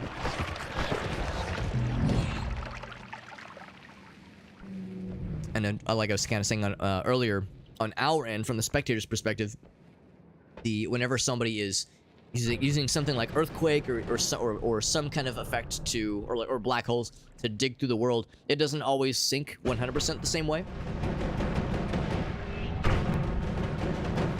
Ceresis is just I like to think that this is Ceresis just seething, just having like these explosive reactions to like, I lost that round, I'm so mad, and it's just bristling and seething with chaotic energy right now. Let's see what Joe's working on right now. Joe, I imagine probably still acid. He's got acid. He's got the, I was gonna say, I think we were seeing the oh, there it is. Yeah, I can't see it right now, but the gas ignite, we were seeing that proc for just a second there. Why are there so many angry ghosts? Hold on, is Angry Ghost? Yeah, it comes to your aid, copying nearby spell. Yeah, it's weird that there's a bunch of Angry Ghosts on the Scarecrow there. Anybody curious, that Scarecrow is just a nifty way to track damage, because the statues that a lot of us use in the base game, the statues are nice, but they're easy to bounce around, unfortunately, and they can eventually disappear. Whereas the Scarecrow is immortal. The Scarecrow is a really nice way to constantly and consistently be able to keep track of your damage. So yeah, Ceresis continues to dig through the world, and it takes a second whenever we're switching views. It doesn't always sync 100% the same way. So sometimes on our end it looks like there's falling through the floor, but they're just digging through the floor. And again, neither player's ready, so they're still cooking. They're still cooking. If Callie wanted to if they were already ready, they would have readied up by this point, like they have before. Excuse me. Oh, it looks alright. So now Callie's indicated they're ready. Yeah, I don't think they were just messing around. I think they were still tweaking things, still kind of checking things. Joe is over 1,000 HP at this point, so 300 HP difference between these two players. In some ways, I mean, some might say that wouldn't make a huge difference because there's a lot of damage output being done between these two builds we're seeing here. But I don't know, man. You know, someone takes 250 damage instead of 300 from acid or from the damage field, that kind of thing. That can make, I think 300 is enough to make all the difference here. So that might be Joe's lifeline when it comes down to it. He's still behind the 8 ball.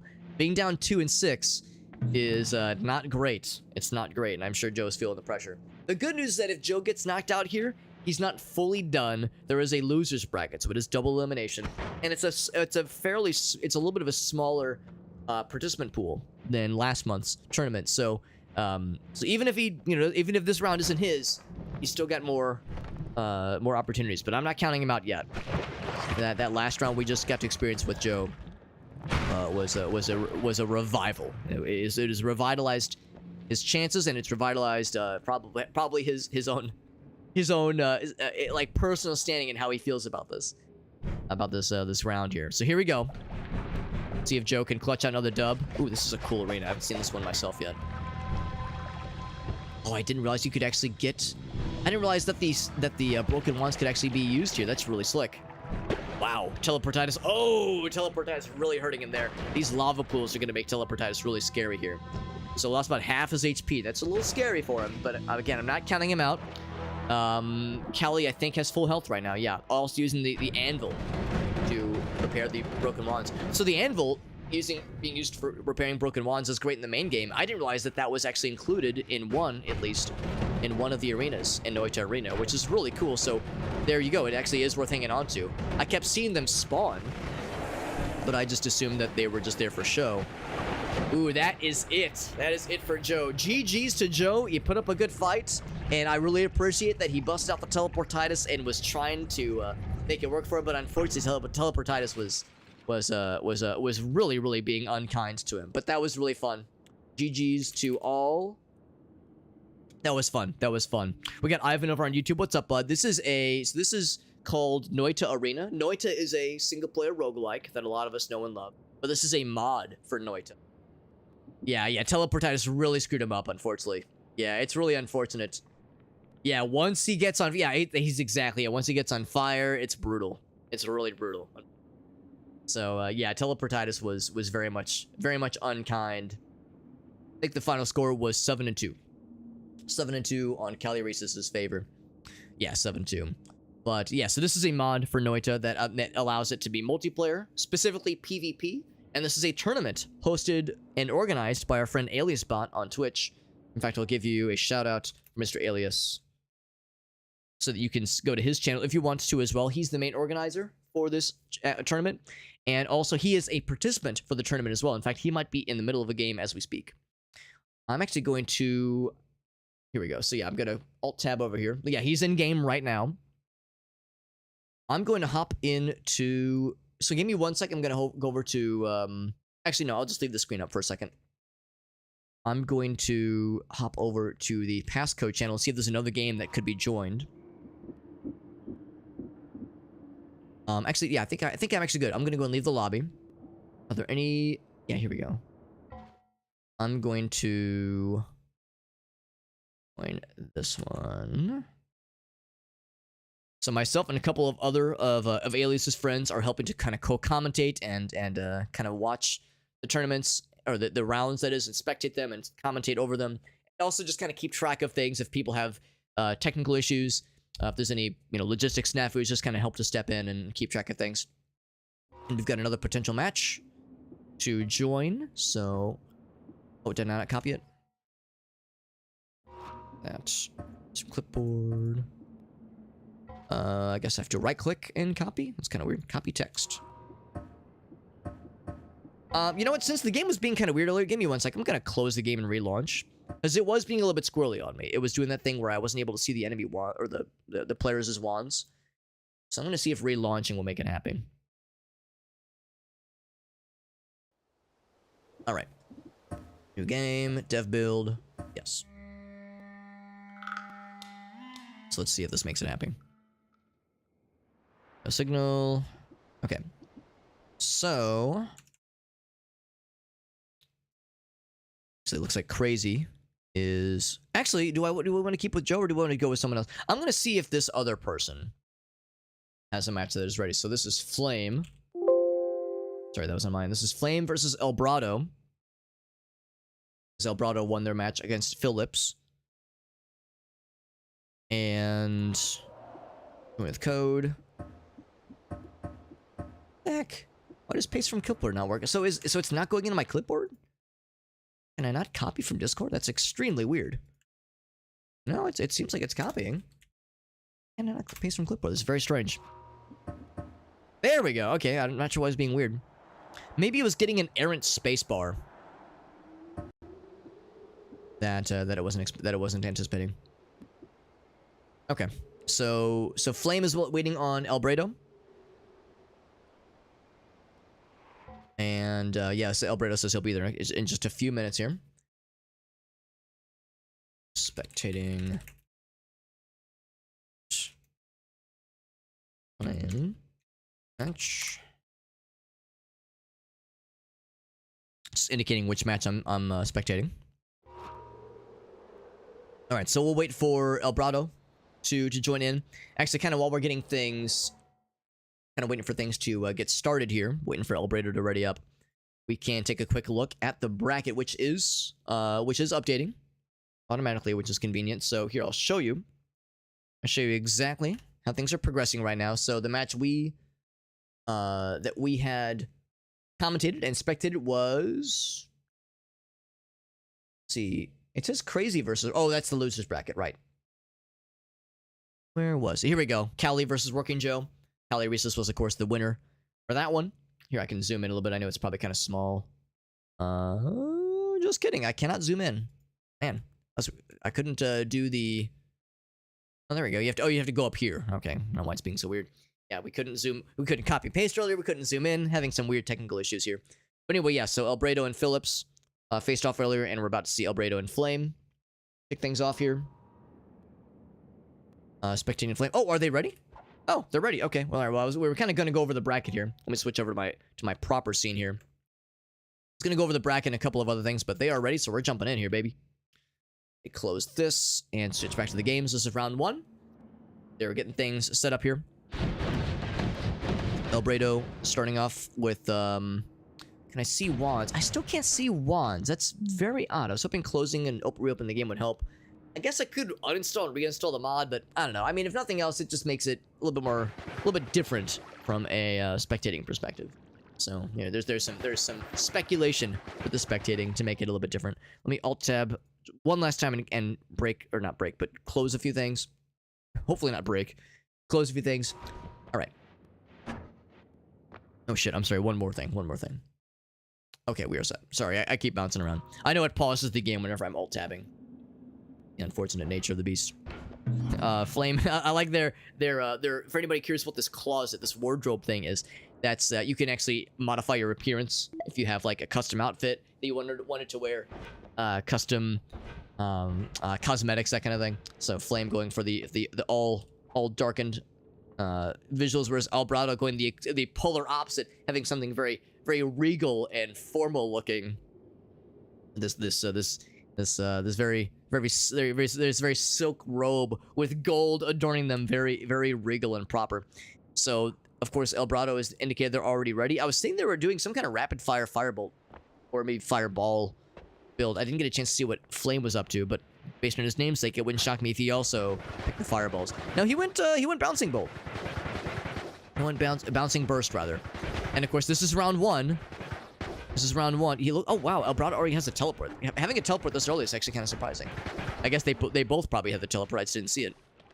So they both have fairly not crazy high-powered wands. So these first rounds can be quite a bit more dynamic. You know, less reliance on crazy huge wand builds and more reliance on platforming and spacing and positioning. And it's a slow burn. You know, it's no gigantic big damage bludgeonings, but instead just kind of slow eating away at their health.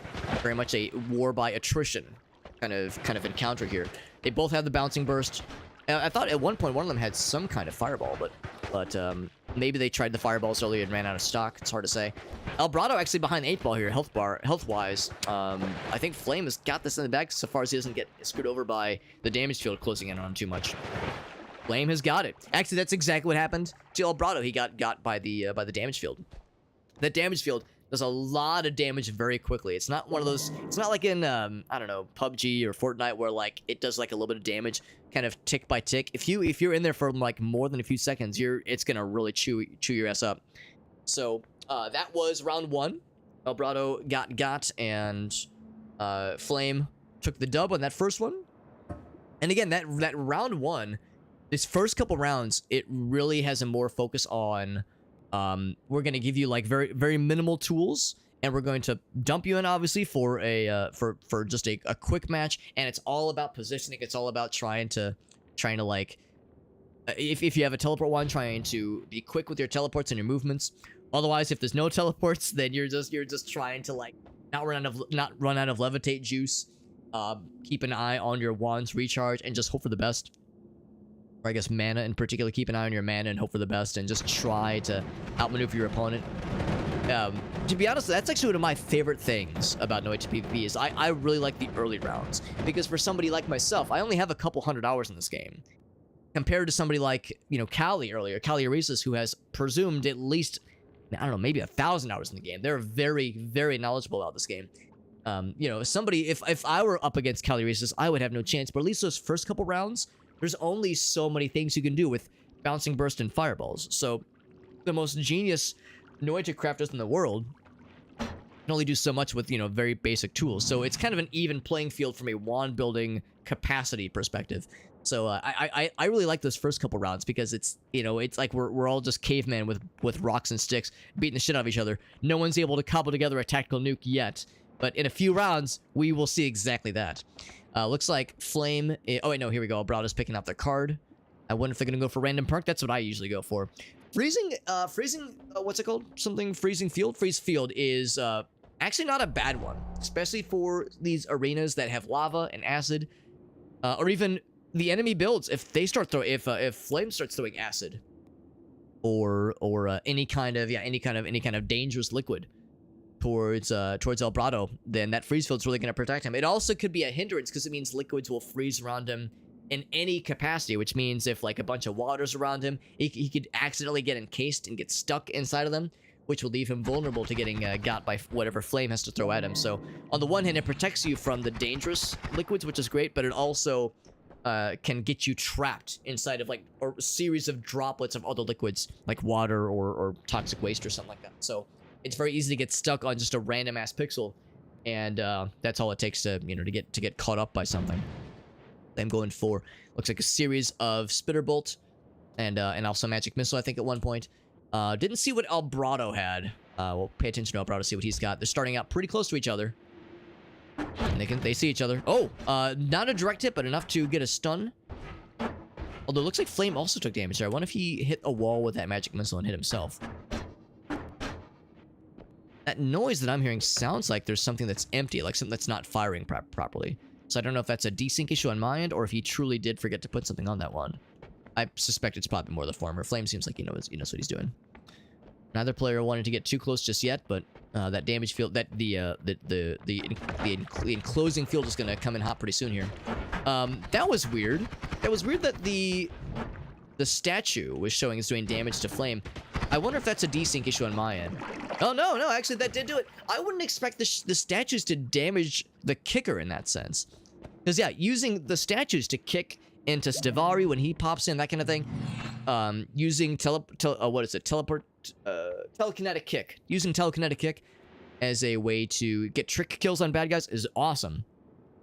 So I'm kind of surprised that kicking a statue is so dangerous for Flame there, and maybe he didn't know it either. So it wouldn't shock me if that just had to work differently for Noita Arena compared to single player Noita Arena. By the way, or single player Noita. By the way, that's huge actually.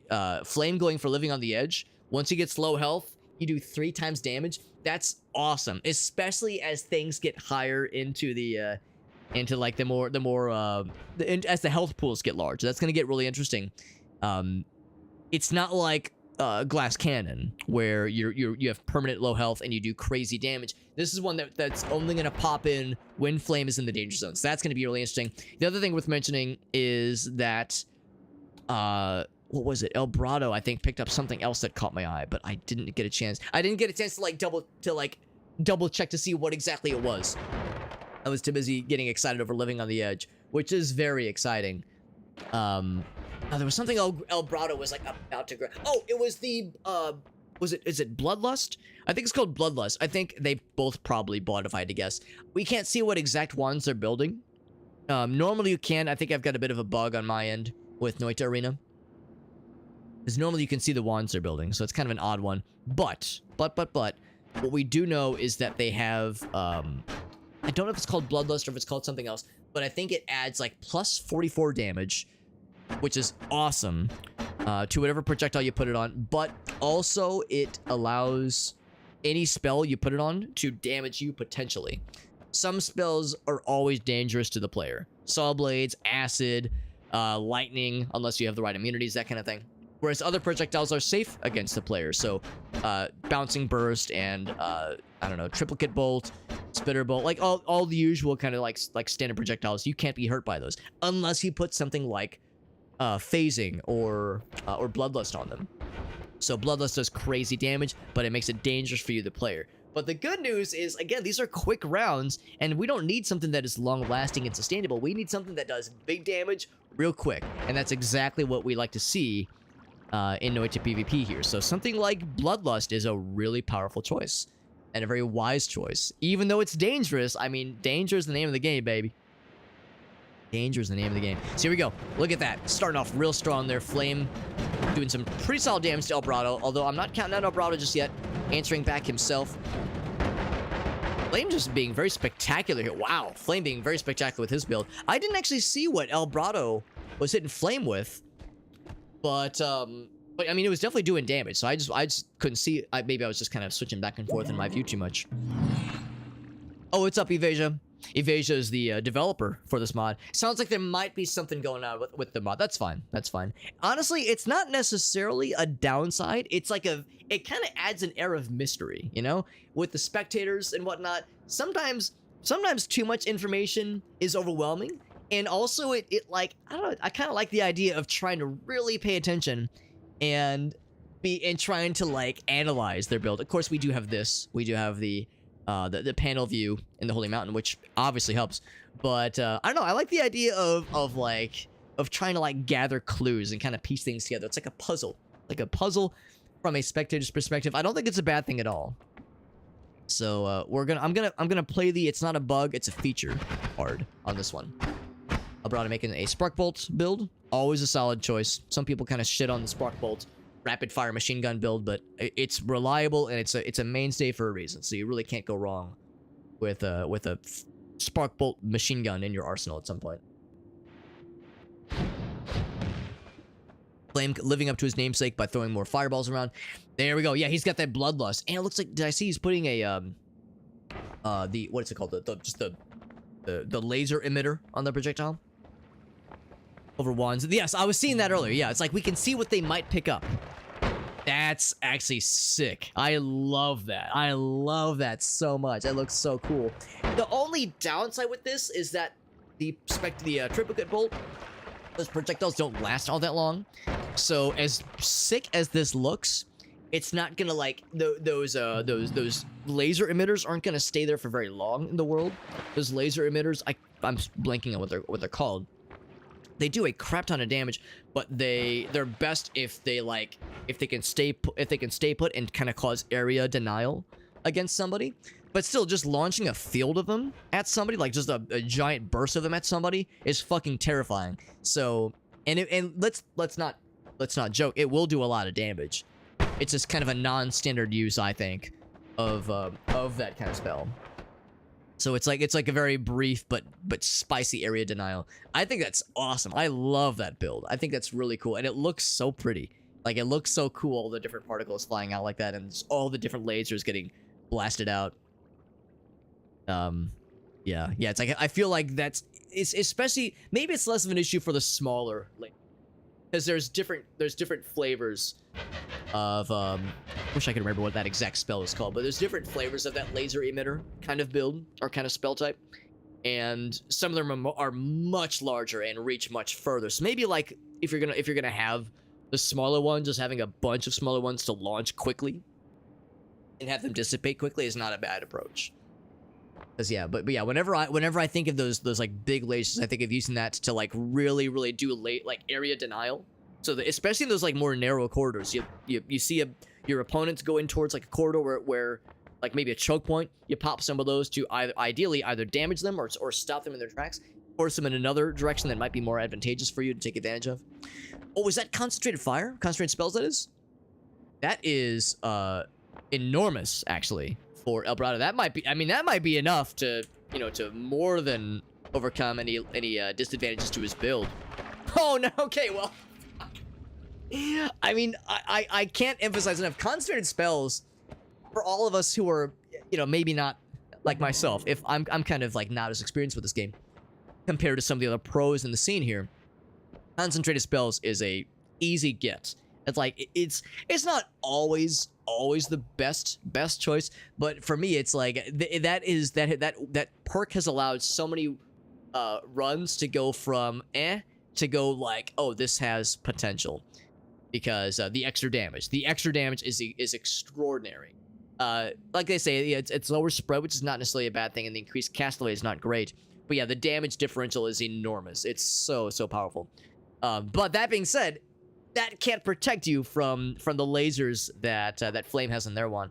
Flame really showing themselves as being very capable here with kind of a builds he's putting together. I'm really impressed with his showing. I don't recognize him. I guess I don't recognize Elbrado either, come to think of it. So maybe these are folks that are not not as around in like the Twitch communities and whatnot, but they clearly know their shit. In fact, I'm pretty sure the way this works, I couldn't quite tell, but I think I see that El Dorado has the crown, and if they have the crown, that usually means that they either modded the game to give them this, or that means that they've done some of the high-level quests in the game. So if someone like Elbrado here, who has had the ability to, the wherewithal and the acumen of this game to not just beat the game, but complete some of the really high-level quests, that means that they definitely know their shit. This is not like just some chump who just wandered into the tournament. This is a person who knows. I think it's a Sun Quest. I think the Sun Quest is how you get the crown.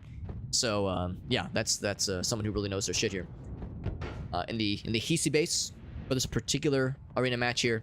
And I didn't even notice that there were some of those turrets that can spawn. Also, that Circle of Vigor is huge. That Circle of Vigor is huge because I think both players have this. But yeah, Flame does indeed have it. Oh man, I was gonna say Flame's got this pretty much in the bag at that point. Yeah, once you get the drop on somebody with that kind of build, kind of wand build, my god, those lasers just chew right through him. It's a shame because I wanted to see what Elbrado had. I know he's cooking up something. And again, that concentrated spells perk is extraordinary. That's such a good get on his end. I think he also took 2 random perks, which is why he got Toxic Immunity and Pinpointer, which are great as well.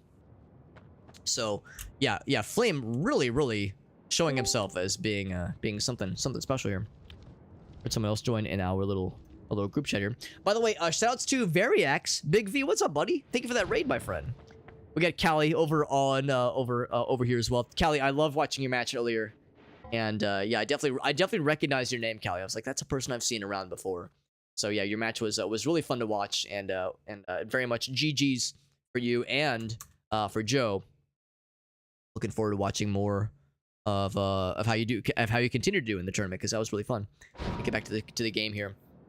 Thank you again to Variax. Variax, super kind of you to raid us. We are I'm actually not participating in this particular tournament. I'm just spectating. I'm just a spectator here.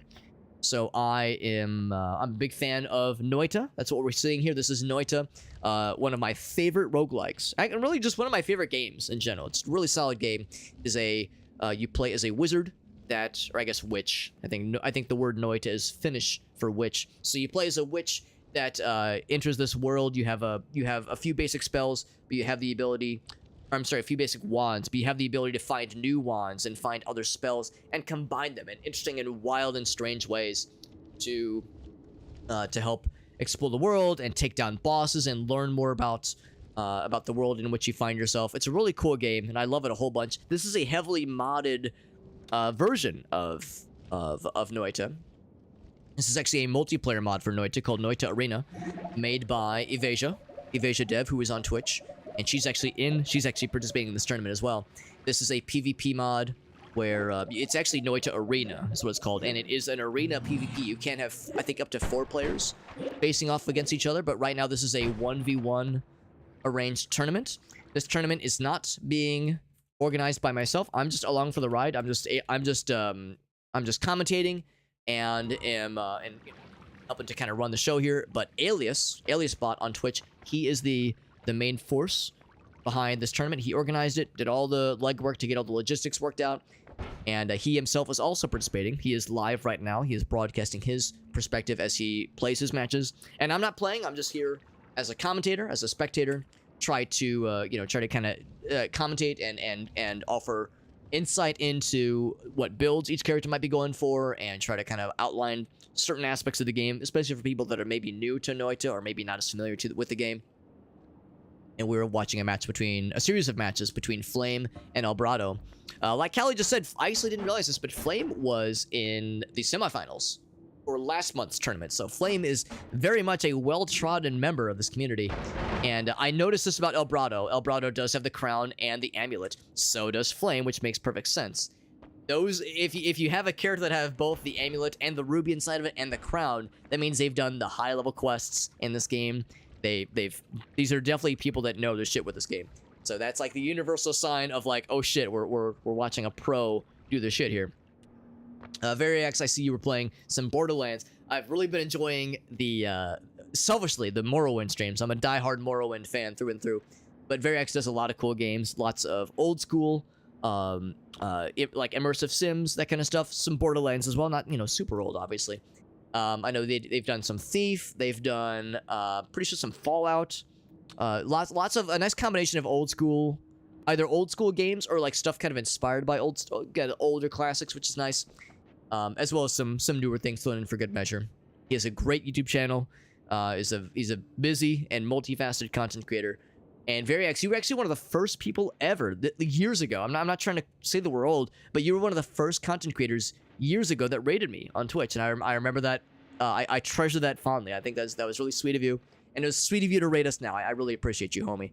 Variax is he's an OG. He's like I said, he's had that YouTube channel for a while. He streams on the regular. I feel a little bad because he is in the United Kingdom, I think, and I have a hard time catching his streams sometimes just because the time zones get a little bit tricky. But when we're streaming during the day, sometimes we can pop in on each other's streams, and it's always a nice time. So yeah, we're all big fans of Variax here. He's a great guy, and just very well-rounded content creator. Really good, solid commentary. Good with jokes, but also good with pointing out what he's doing and. Ooh, look at that. Pointing out what he's doing and helping out, people who are maybe new to the games that he's playing. So just really, honestly, he's hashtag streamer goals. He's a really good guy. We can see Flame sticking with his kind of laser emitter build. It's been working out well for him. If it ain't broke, don't fix it. 10 seconds until the round begins. I don't know if he needs really much refining. I think he's maybe, doing a couple last minute tweaks, but I think he's pretty much good to go here. Next round begins now, my friends. I think by this point, they probably both have Bloodlust on their wands. I know for a fact that Elbrado has it on his. Elbrado, I don't know if I actually missed this. I don't know if he chose Lucky Mutation or if he randoed into it with Gamble. Oh, that's exactly it. It was the Gamble. So I don't know if that's his favorite choice. Ooh, it's going to make it tricky. He's in a bit of a rough spot unless he can dig out. Ooh, that's a tough spot. I don't know if Flame knows it. There we go. He did get out. Ooh, it didn't matter though. Yeah, he was in a bit of a kind of rock and a hard place there. He was kind of at a dead end. But managed to get it, managed to kind of squeak it together. So that was impressive for Flame. Yeah, I'm glad he was able to at least dig himself out of that hole he was in. Because yeah, I don't know if Flame realized that he was that Elbrado was in a dead end. But yeah, he didn't have any like significant digging options. But he was able to teleport out at the last minute.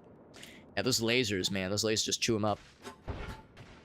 Just chewed him up, rather. Circle of Vigor was a really nice spawn, by the way. For those that don't know, that's a really convenient, easy health regain spell. You only get 2 casts of it per casting or per recharge, I suppose.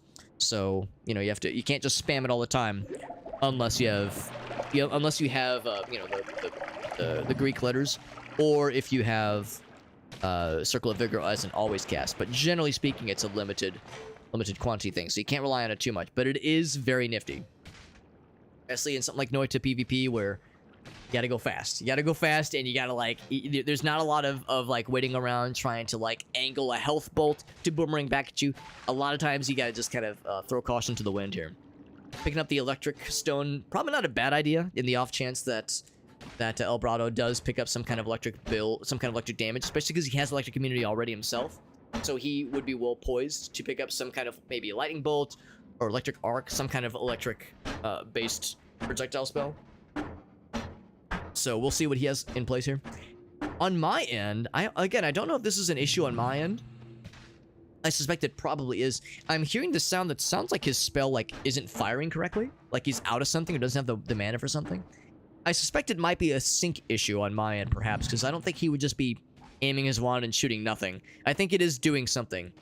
So I think that it makes me wonder if maybe I should try restarting the game once these series of rounds end. We're up. Flame is up 5-1, so he needs 2 more wins to clutch out this round for him, or this match rather. Let's use the word match to indicate these seven round instances, because it's first to 7, for whoever determines winning the match. Looks like since Elbrado lost this round, he went for a recharge upgrade, not bad. And oh, he didn't even pick his perk. Oh man, that shield would be a nice one. Melee immunity, I can't really see how that would really be useful unless, I guess, maybe against tentacles. But yeah, the shield for sure. Absolutely the shield. Yeah, that's the right call. Jumping into the next match, here we go. In the next round, trying to be consistent here. So I'm not, much like how I didn't give up on Joe last round. You know, Joe managed to pull some surprises last time. I'm not giving up on Elbrado. Ooh, although he's getting tore up by that by those lasers. Yeah. Ooh, be careful there, Joe. Be careful there. Oh man, unfortunate. I'm not gonna lie to you. That's a tough thing to get around. Like if I'm Elbrado right now, I'm feeling concerned. I'm definitely feeling concerned because that laser shotgun build that Flame has had pretty much since round 3, I think, has really been. I'm not gonna say been carrying him because Flame is clearly very talented and very knowledgeable about this game, but it has been a really good job of holding it down for him. So that's a tough one to get around. I mean, obviously, there's always, if you can find the right kind of payload, all you need is one solid hit before the other guy gets theirs in, or like, you know, some kind of, like, there's always ways around it. You know, I'm not counting out Elbrado at just yet, but he's got an uphill battle to say the least. Familiar sight, by the way, because last match rather, we were in a 6-1 situation, and then the person who was down 6-1 actually got up to a 6-2. So Elbrado could pull out a surprise. I would love it, honestly, if he did. I'm a big fan of rooting for the underdog, so I'm an impartial spectator. Of course, I'm not picking favorites, but I hope I like it when it's close and intense and exciting. Looks like he's got the double shield. He's got the I think it looks like it's an effect on one of his other wands. The kind of extra layer of an arcing shield that kind of covers his wherever he's aiming. Confirm that Elbrado does have Bloodlust. Now, again, I suspect that Flame has Bloodlust on his wand as well. Flame hasn't actually had to use Living on the Edge just yet, which is kind of his ace in the hole. That's kind of his secret weapon. When he gets really low on health, he will do 3 times the damage output, which, I mean, we've already seen he's able to just fucking liquefy someone's HP in no time with his current wand. So yeah, it is, it's quite extraordinary what he's able to pull off. And yeah, now I can actually see his projectiles. Earlier it was being kind of squirrely on my end, but now it looks like it's working just fine. Chaotic Path. You know what? I'm a fan of Chaotic Path. It takes up a valuable slot sometimes, but no mana cost, and I think increases projectile speed. So if you already have an inaccurate spell and you don't give a shit about accuracy and you just want something to take up more space and be weird and terrifying, Chaotic Path can really be like a fun just bit of spice on a wand. But it's not always a good idea, because if you need sniper level accuracy, then Chaotic Path is terrifying for you, that is the player. But yeah, if you're doing, like, I don't know, some kind of spread shot or a triplicate bolt spam, or yeah, just some kind of filling, yeah, like that, filling the screen with weird particles and scary projectiles, it's I think I'm a fan. Some people are you know, not as excited about it as I am, but I love it. Flame going in on, I can't remember what that's called, but the whatever the spell is called that kind of splits your projectiles into multiples. It's a pretty expensive spell to cast, I'm pretty sure. And it's kind of hard to, like, for me at least, whenever I use that spell, it's kind of hard to, like, get it set up properly. But for someone like Flame, of course, this person knows the game very well, so their castings, whenever they do that, it's gonna be very colorful and very pretty. But I'm still holding out for Elbrado to come back and give us a really nice surprise here. Get a random perk. That's a solid one. That projectile eater, we call that the butt protector because it eats projectiles opposite of where you're aiming. So we call it the butt protector. You know, wherever you're looking, it's got your ass covered, literally. Always protect your butts. Just good, you know, good reminder. Always good to protect your butts. Take care of yourselves. Go to the doctor. Get a colonoscopy. Whatever you got to do. It's important. So Elbrado has again a decent. Oh man, before I could even finish the thought, Elbrado had a decent build. Like, he was doing fine. He was doing good. Had a lot of good perks to it. But man, Flame's build was just too powerful. So GG's to Flame and to Elbrado. GG's to everyone. They did good. Elbrado honestly did a very good job. He at least got that first victory in there. And that's just a tough one, man. That's a tough one when you got somebody destroyed me. He says it's tough, man. When someone clearly as experienced as Flame is, not even experienced with the game, but experienced with PvP in this game. When you're up against someone that experienced and someone with that much know-how and has a build that powerful, that's tough to get past. That's tough to get past. But Elbrado had put on a good showing there. GG's to all. So Flame continues, and again, like Callie pointed out, Flame was one of the semifinalists in last month's tournament. So this is a person that doesn't just know the game well, but knows how to build wands together that are exceptionally useful in PvP modes. Let's get back to the bracket and kind of see how things are looking, and then I separately, I'm going to bring up the Discord server in just a quick moment here. I'm going to separately find the next match to watch, to spectate. I'm going to kind of zoom in here. And I don't think I have to manually refresh. I think it's already been updating for us. So Callie, you know, I say that actually I'm gonna refresh. I'm gonna refresh because I see that, because I know Callie's match had already started by this point. Let's refresh and see how that works. Oh no, I misspoke. So Callie's actually waiting on the match that just ended to begin. Ooh, so Callie, yeah. Callie was, yeah, there we go. Callie was studying Flame, knowing what the competition was going to bring here. I mean, man, I actually am tempted to just watch that. It would be kind of cool to follow that thread as it has started. Just kind of curious to see how everyone else is doing. So, looks like Wunarg won against Malkovich, rather. Alias continuing to Opa and Reticism and is currently facing off against Depth Perception.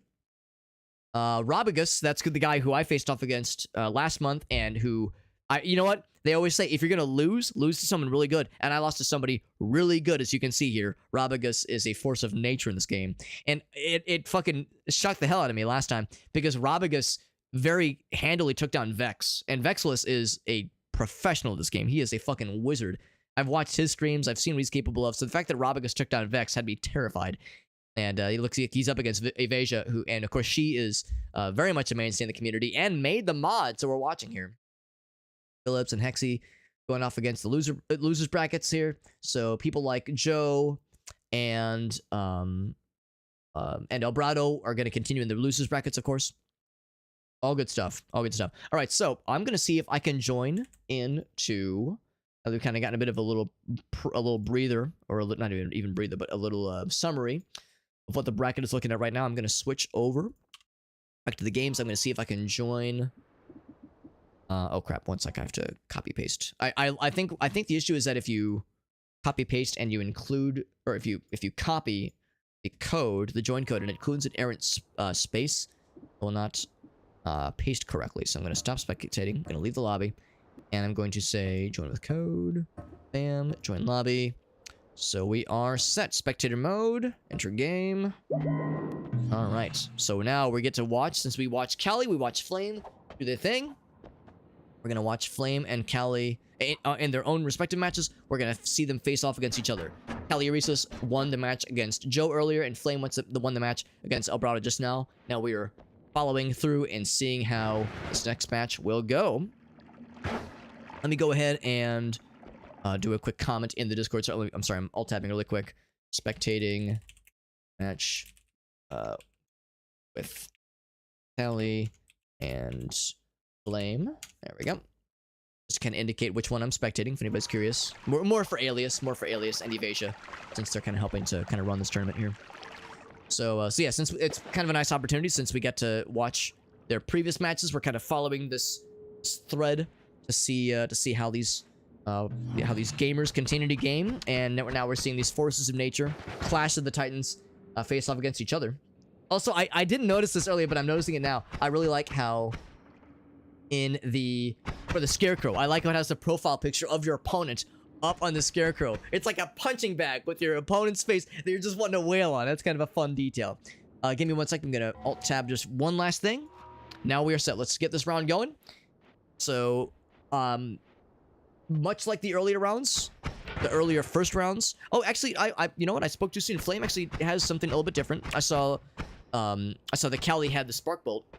Flame going for a rapid fire, but not as. Oh, looks like he has both actually. Rapid fire, but slow to recharge. Bouncing burst wand. Not a bad. It's nice to kind of have some diversity, obviously, when you're starting out. Is that way you can let the other one recharge while you're hitting them with the spark bolt. Looks like Callie tried to throw some bombs, some dynamite specifically. Not a bad idea, honestly.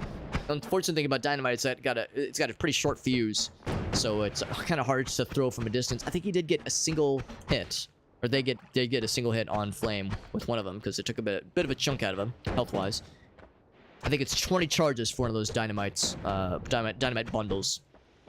So can't spam it too much. Looks like I think Ceresis might be out. No, he's got a few more. They got a few more. Health pool's looking pretty similar. We can actually go into freestanding mode so we can kind of see a little bit more in a general sense here. Both players doing a pretty good job, not getting too close, trying to stay out of the danger zone too, relatively well. Ooh, some really close dynamite throws there from Callie. Nice throws there. Flame doing an interesting job with those bouncing burst kind of barrages, trying to get some nice kind of bonus damage. Flame, I think, got hit by one of those. Pretty big damage. Ooh, I don't know. I'm seeing some pretty scary looking numbers for damage come out of Callie. Oh, wow. I think that was really close. It was really close. 11 HP was what Flame was left with there. So that was a close one. That was a close one. Flame emerging with the dub, but Callie only just a little bit behind there. So you know what? If I had to guess, that's probably a sneak peek of what's to come. Two extremely talented and capable players here. And we're going to see some, I think we're going to see some close calls here. This is where we're going to start to see things like to really coalesce around players that have like more equal skill sets. And or we might even see, I bet we're going to still see some different builds per se. I don't think we're going to see like the same builds every time. But we're going to see like similar levels of like build complexity and sophistication. Yeah, I'm not trying to like dog on anybody, obviously, but I felt a little bit bad because last round, Flame versus Elbrado, it was a little bit one-sided near the end there because Flame's build was just so powerful. And Elbrado obviously is a capable player, but yeah, clearly Flame was cooking, in that last round, that last match, that is. And I think it was hard for Elbrado to kind of get some momentum going the other way for him. But in this case, yeah, Callie versus Flame, yeah, a veritable clash of the Titans for sure. And we're not even in. Here, I'm gonna actually alt tab real quick just to look. We are not quite in the quarterfinals yet. We're still in the winners brackets. It's just round 3 of the winners bracket. So the semifinals are coming up next round. So getting some players this high level this early on is always very exciting. And again, this is not a one and done. There will be a this is a double elimination tournament. So there's a losers bracket that's progressing as well. And so that means people like Elbrado and Joe, Working Joe, who were in the matches earlier, they're not out just yet. They still have more opportunities to come back. By the way, Norse over on Twitch. By the way, I see you're also in the tournament as well, Norse. I appreciate you popping in. This hydrate is for you, my friend. If anybody's wondering, if anybody new here is wondering what the heck is going on with my water bottle, why does it say Grandma Squirt on it? So I have a channel point redemption that allows people to change the label on my water bottle so that it makes it look like I'm drinking something weird. And this was the most recent one. So so cheers, Norse. This one's for you. Some Grandma Squirt for you, my dude. Delicious. Yeah, so we like our strange channel point redemptions here. We're big fans of making it look like I'm drinking weird substances. And what are some of the other things we have? Of course, we got the nut button, obviously. Can't not have a nut button. You kidding me? In this economy? So, all the usual stuff, but we like to have some extra bells and whistles and toys to play with from time to time too.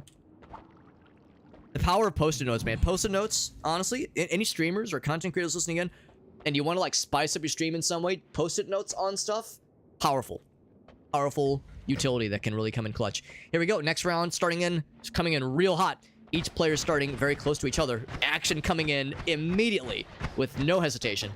Once again, reminder that when the rounds begin, the players are invisible for the first 3 seconds as it's counting down, and then they become visible. Wow, actually, I don't even know how they took damage there. I don't know how Flame got lost so much health there. We saw that happen earlier with I think it was in Ceresis versus Working Joe. I think Working Joe used a black hole wand.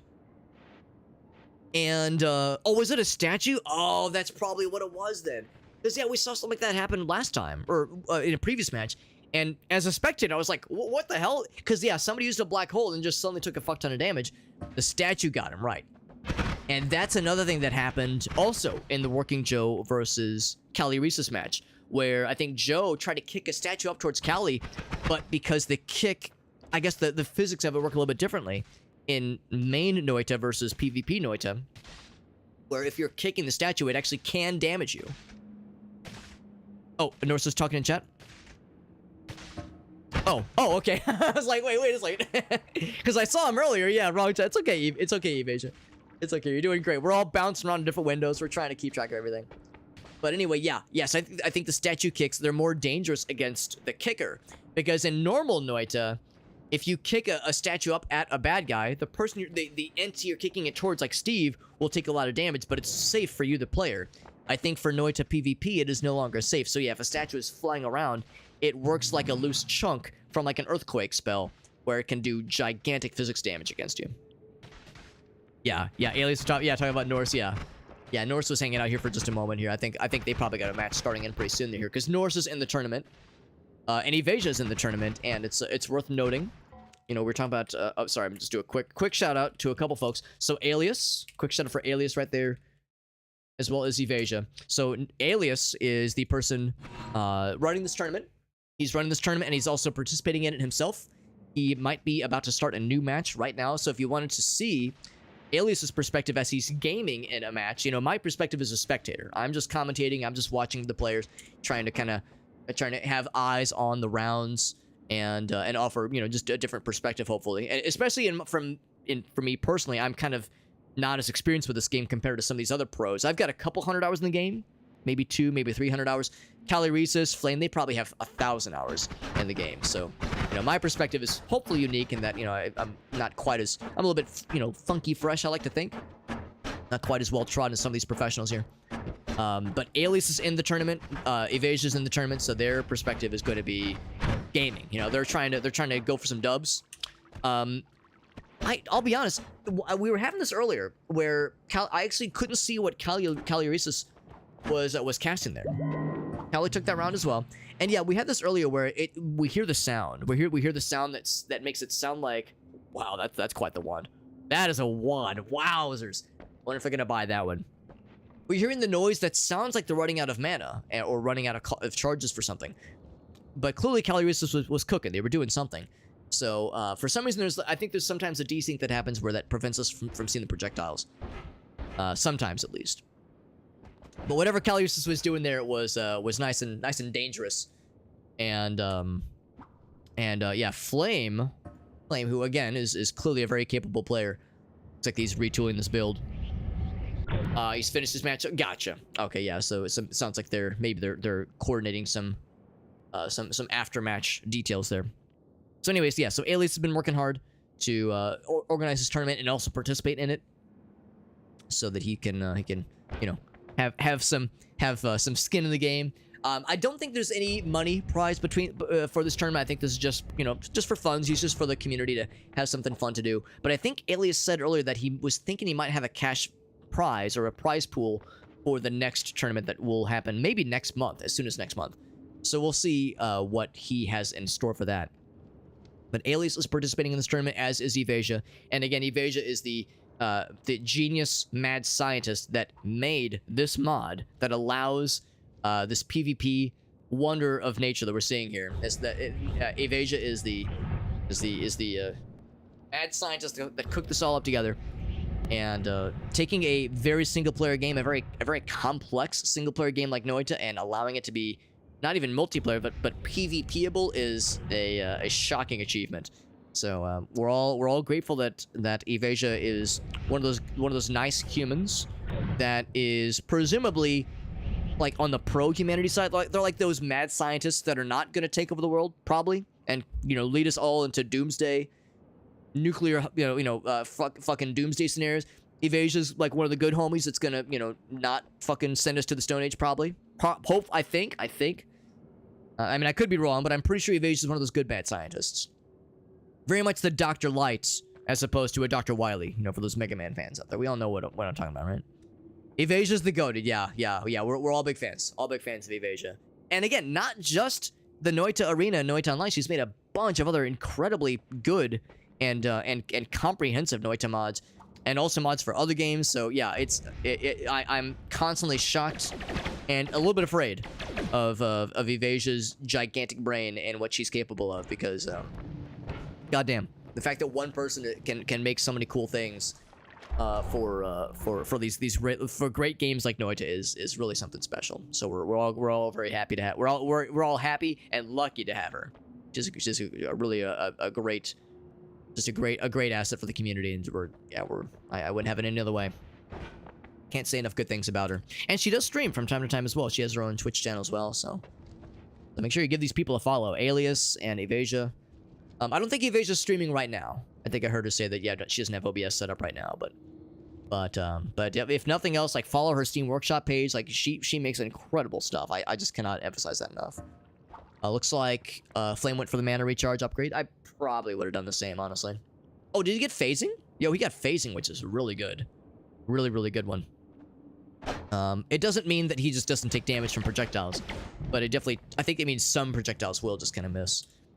Oh man, and concentrated fire for Ceresis. I missed that earlier. Very nice stuff. I'm curious to see if it'll show me what Ceresis has in their wand now, especially since we have the panel view up here. Earlier it was being kind of squirrely on my end. Oh, Curse Bolt, nice. Wait, no, not Curse Bolt, just the lightning, just the lightning storm, thunderstorm, with tentacles. I mean, no thunderstorm worth its salt is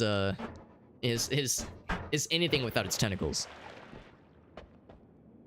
We had some thunderstorms in the Midwest just last night, actually, so I'm quite familiar. But yeah, once again, I mean, I'm hearing the sound that sounds like nothing's firing, and there's nothing up here as well. So it makes me wonder if it's a desync issue on my end, because clearly Ceresis had something on this wand. So the unfortunate thing is sometimes things do get a little bit desynced between the two clients. You can see what Flame's doing though. Solid combination of Luminous Drill and Spark Bolts. And he's got that. Oh, he actually has Concentrated Fire, the spell. Concentrated Spells, rather. On his wand, just to narrow the spread. Ron comes in hot. Unstable says, I know exactly about these hentai thunderstorms of which you speak, Alex. Alright. So, again, whatever Kelly has on their wand, it did like 100+ damage. Almost 100 damage to Flame just now.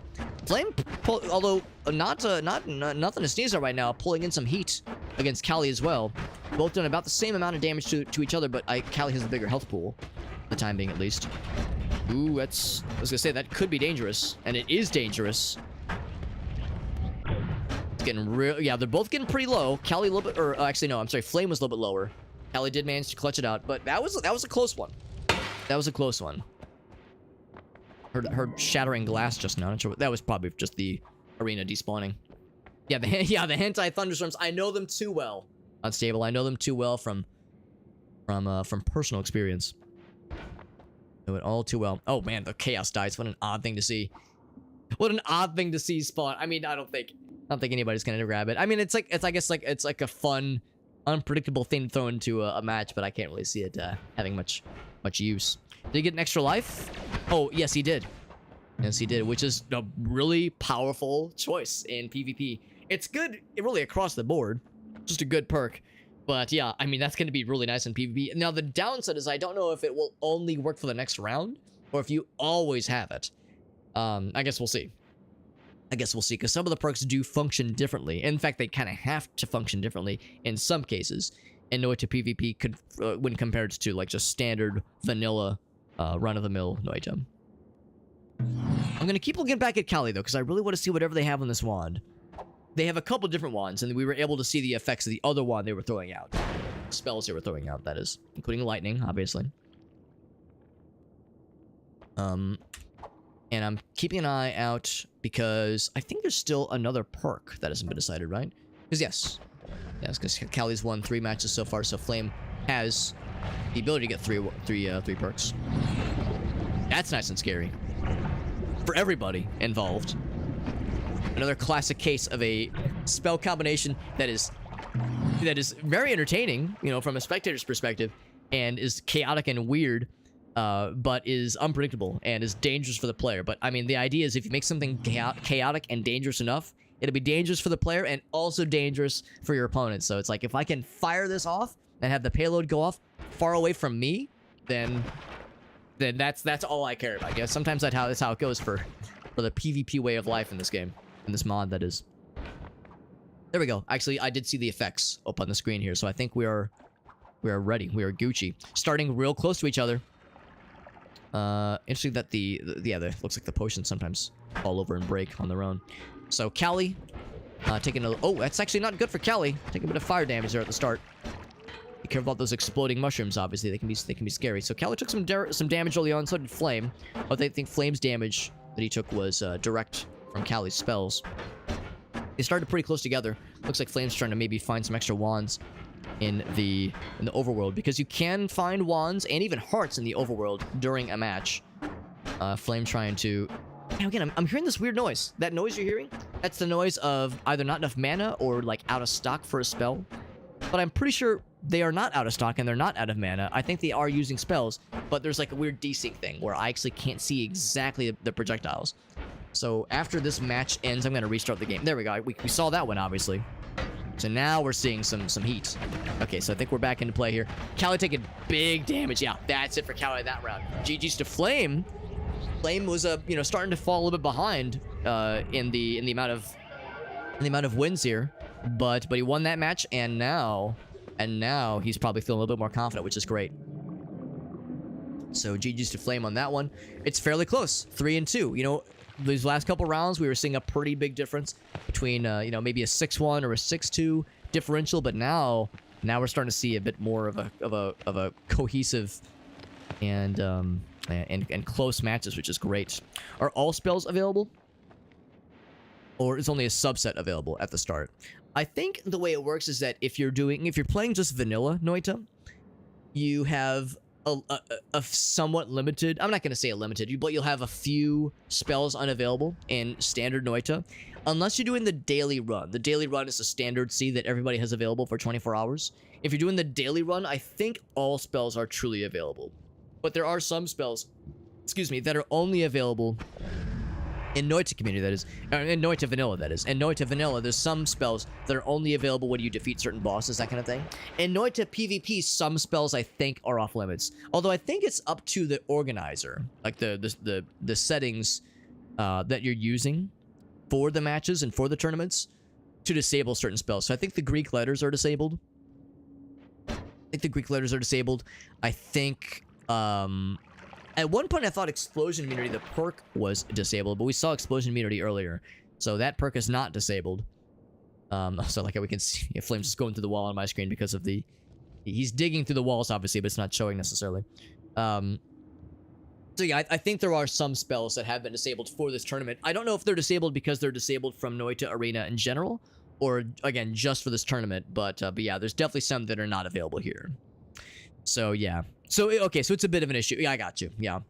To be honest, like, it wouldn't shock me if it was on my end, Evasia, because I've been alt-tabbing, and, just to give you a quick look to see what it looks like, when I alt-tab, it polishes the game, so it wouldn't have shocked me if it was something that I had accidentally caused by bouncing around.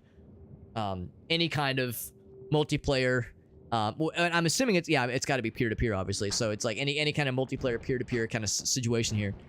Any kind of thing that pauses the game or kind of interrupts the game is, I could see it having the risk of making some tomfoolery happen.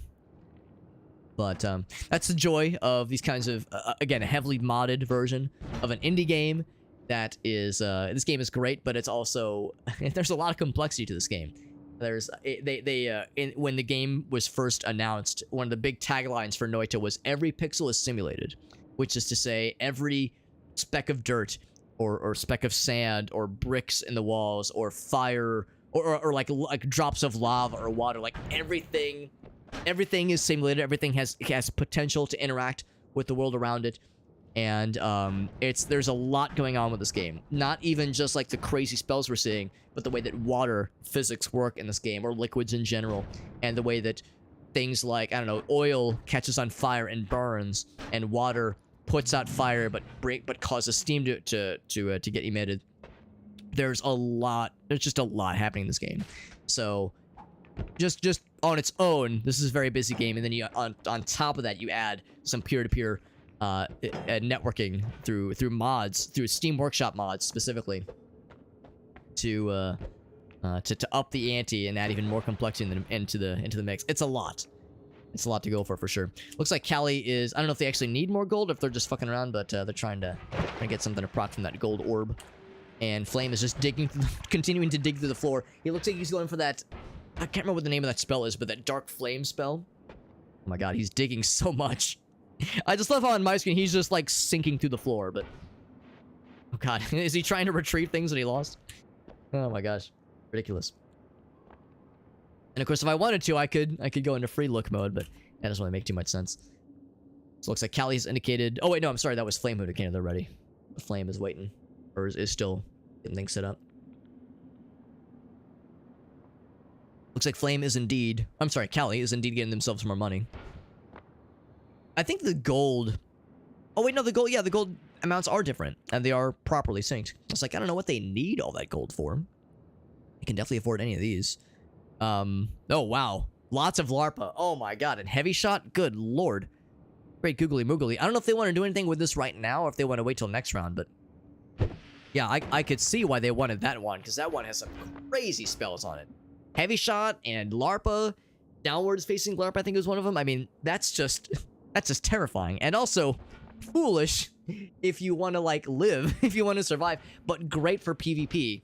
Because if you want something explosive and stupid and terrifying, man, oh man, what a terrifying wild card you could potentially build there. Only got 55 seconds though, so I don't know if Callie has time to put something together right now with all those cool toys they just got. But I suspect Flame bought the same thing. So yeah, Flame probably had the same reaction and said, "Oh baby, I'll fucking take it, baby." So off to the next round. This is round 6.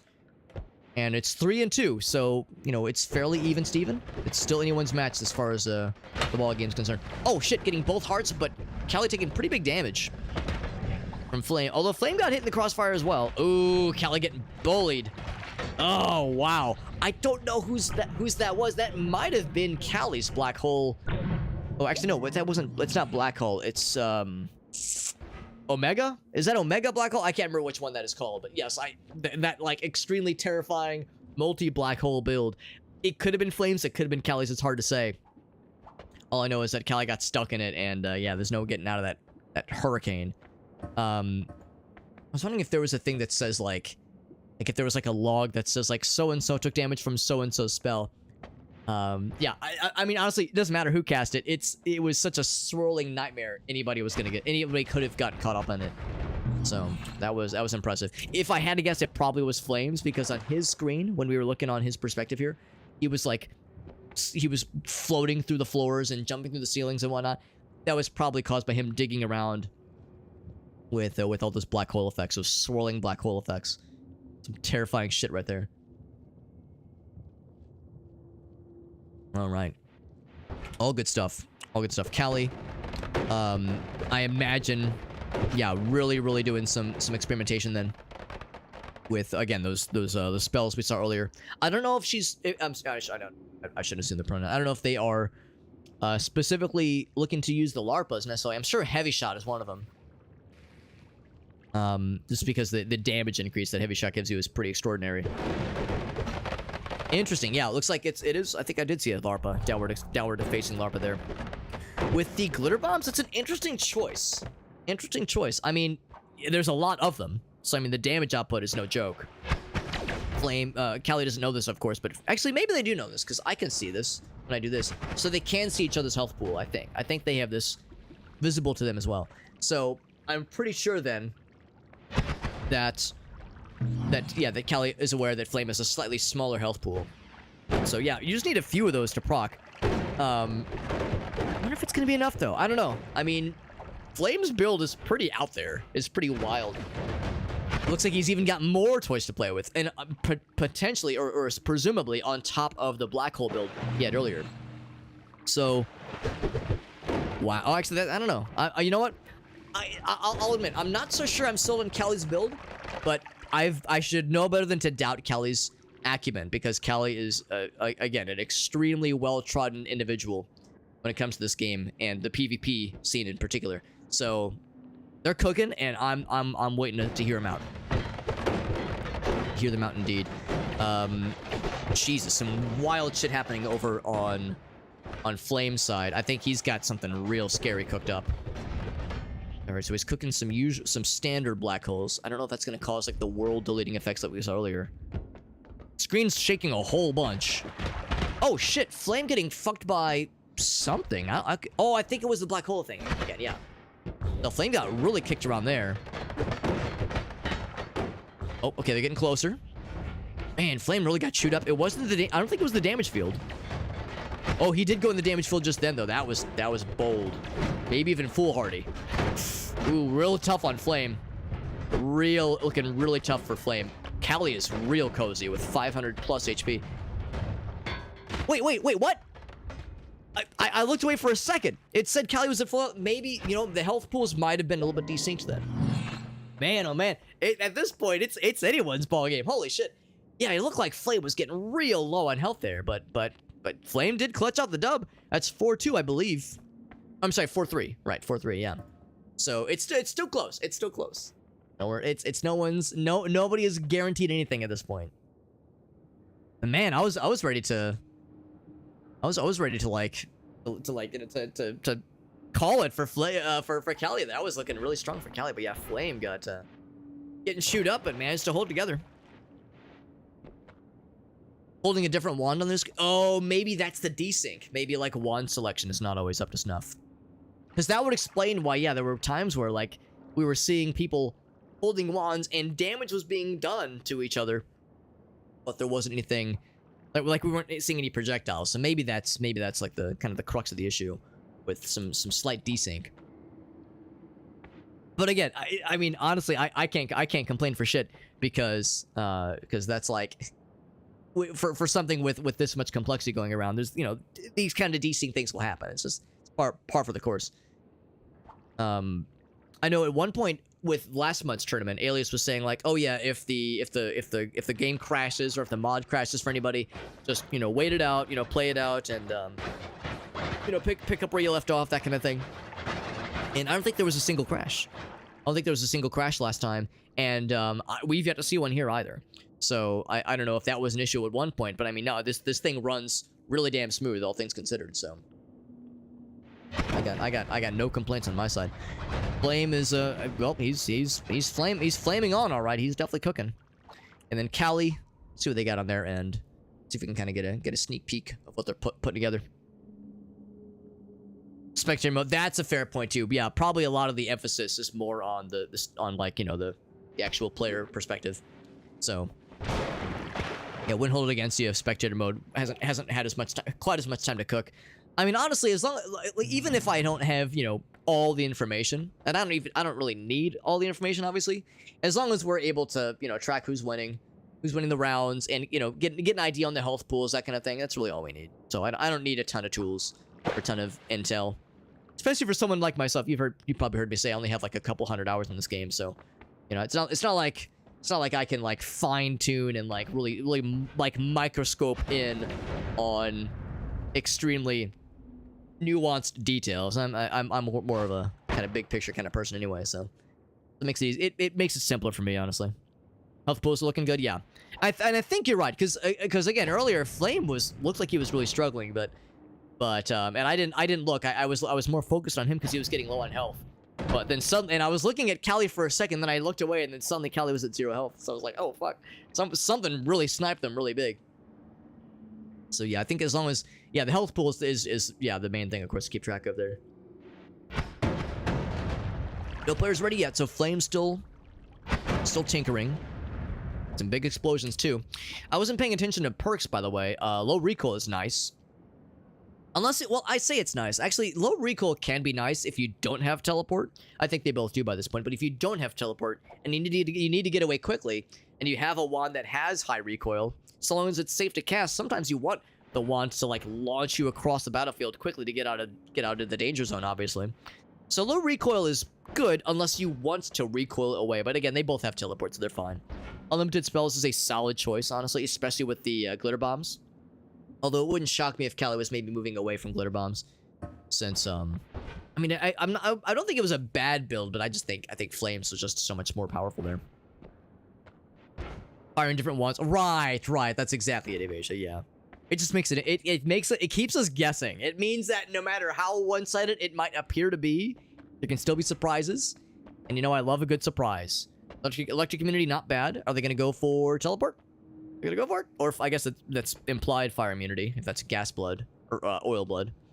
Electric immunity is a solid choice, honestly, but I don't know, teleport? I mean, I wouldn't recommend it personally. Oh, when a projectile's near, I don't know. There are those that say teleportitis dodge or teleportitis is always good. There are those that say it's always bad. I'm not an absolutist. I'm not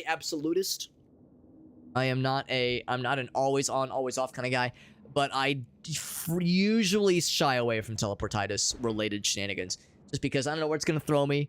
And like we saw earlier, I think if somebody has like the Firestone or the Electstone and they're blocking damage, I think it can still cause you to teleport. So it's very disorienting and it can throw you into the damage field. It's dangerous. But at the same time, it gets you out of that immediate danger, and it can really come in clutch. It can sometimes make all the difference. So I don't know. I don't think it's a bad choice. It's just not the choice I would have made.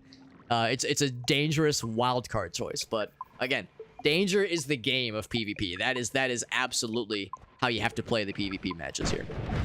On my end, I know Callie's actually damaging themselves. I think the damage numbers are from the eggs. So yeah, Callie's not damaging themselves, obviously, just the eggs that are popping. Neither player knows where each other is at this point, so they're just, they're trying to kind of feel out the battlefield. Flame probably has guessed where Callie is thereabouts, because he can see the projectiles coming in hot. Oh, there's some lightning. Oh, that's terrifying, but hilarious. I don't think it's damage. Oh, wait, no, Callie's taking some damage. Yeah, for a second, I thought that was Flames projectiles. I'm sorry, I thought those were Callie's projectiles. Those are Flames projectiles we're seeing. The lightning bolts. Wow, that's scary. So, Callie definitely took some damage there. But, oh, they're getting closer. Oh, shit. Oh, shnikes. I think the health pools... Yeah, it's taking a sec to sync, so I think that's Callie's health. I don't think Flame's at 246. I think Callie's at 246. I was waiting it out. I hope they're not stuck. I hope they're not stuck because they're not moving on my screen here. Flame hasn't approached yet. Man, Flame is just littering the battlefield with this thunderstorm. He does not have electric immunity. That was awfully bold of him to just walk into that. Maybe he thought phasing would be enough, but I don't know. That's scary. I wouldn't want to go in there. Flame, what are you doing, bro? What is you doing, baby girl? Hell, you're not moving. Okay, there we go.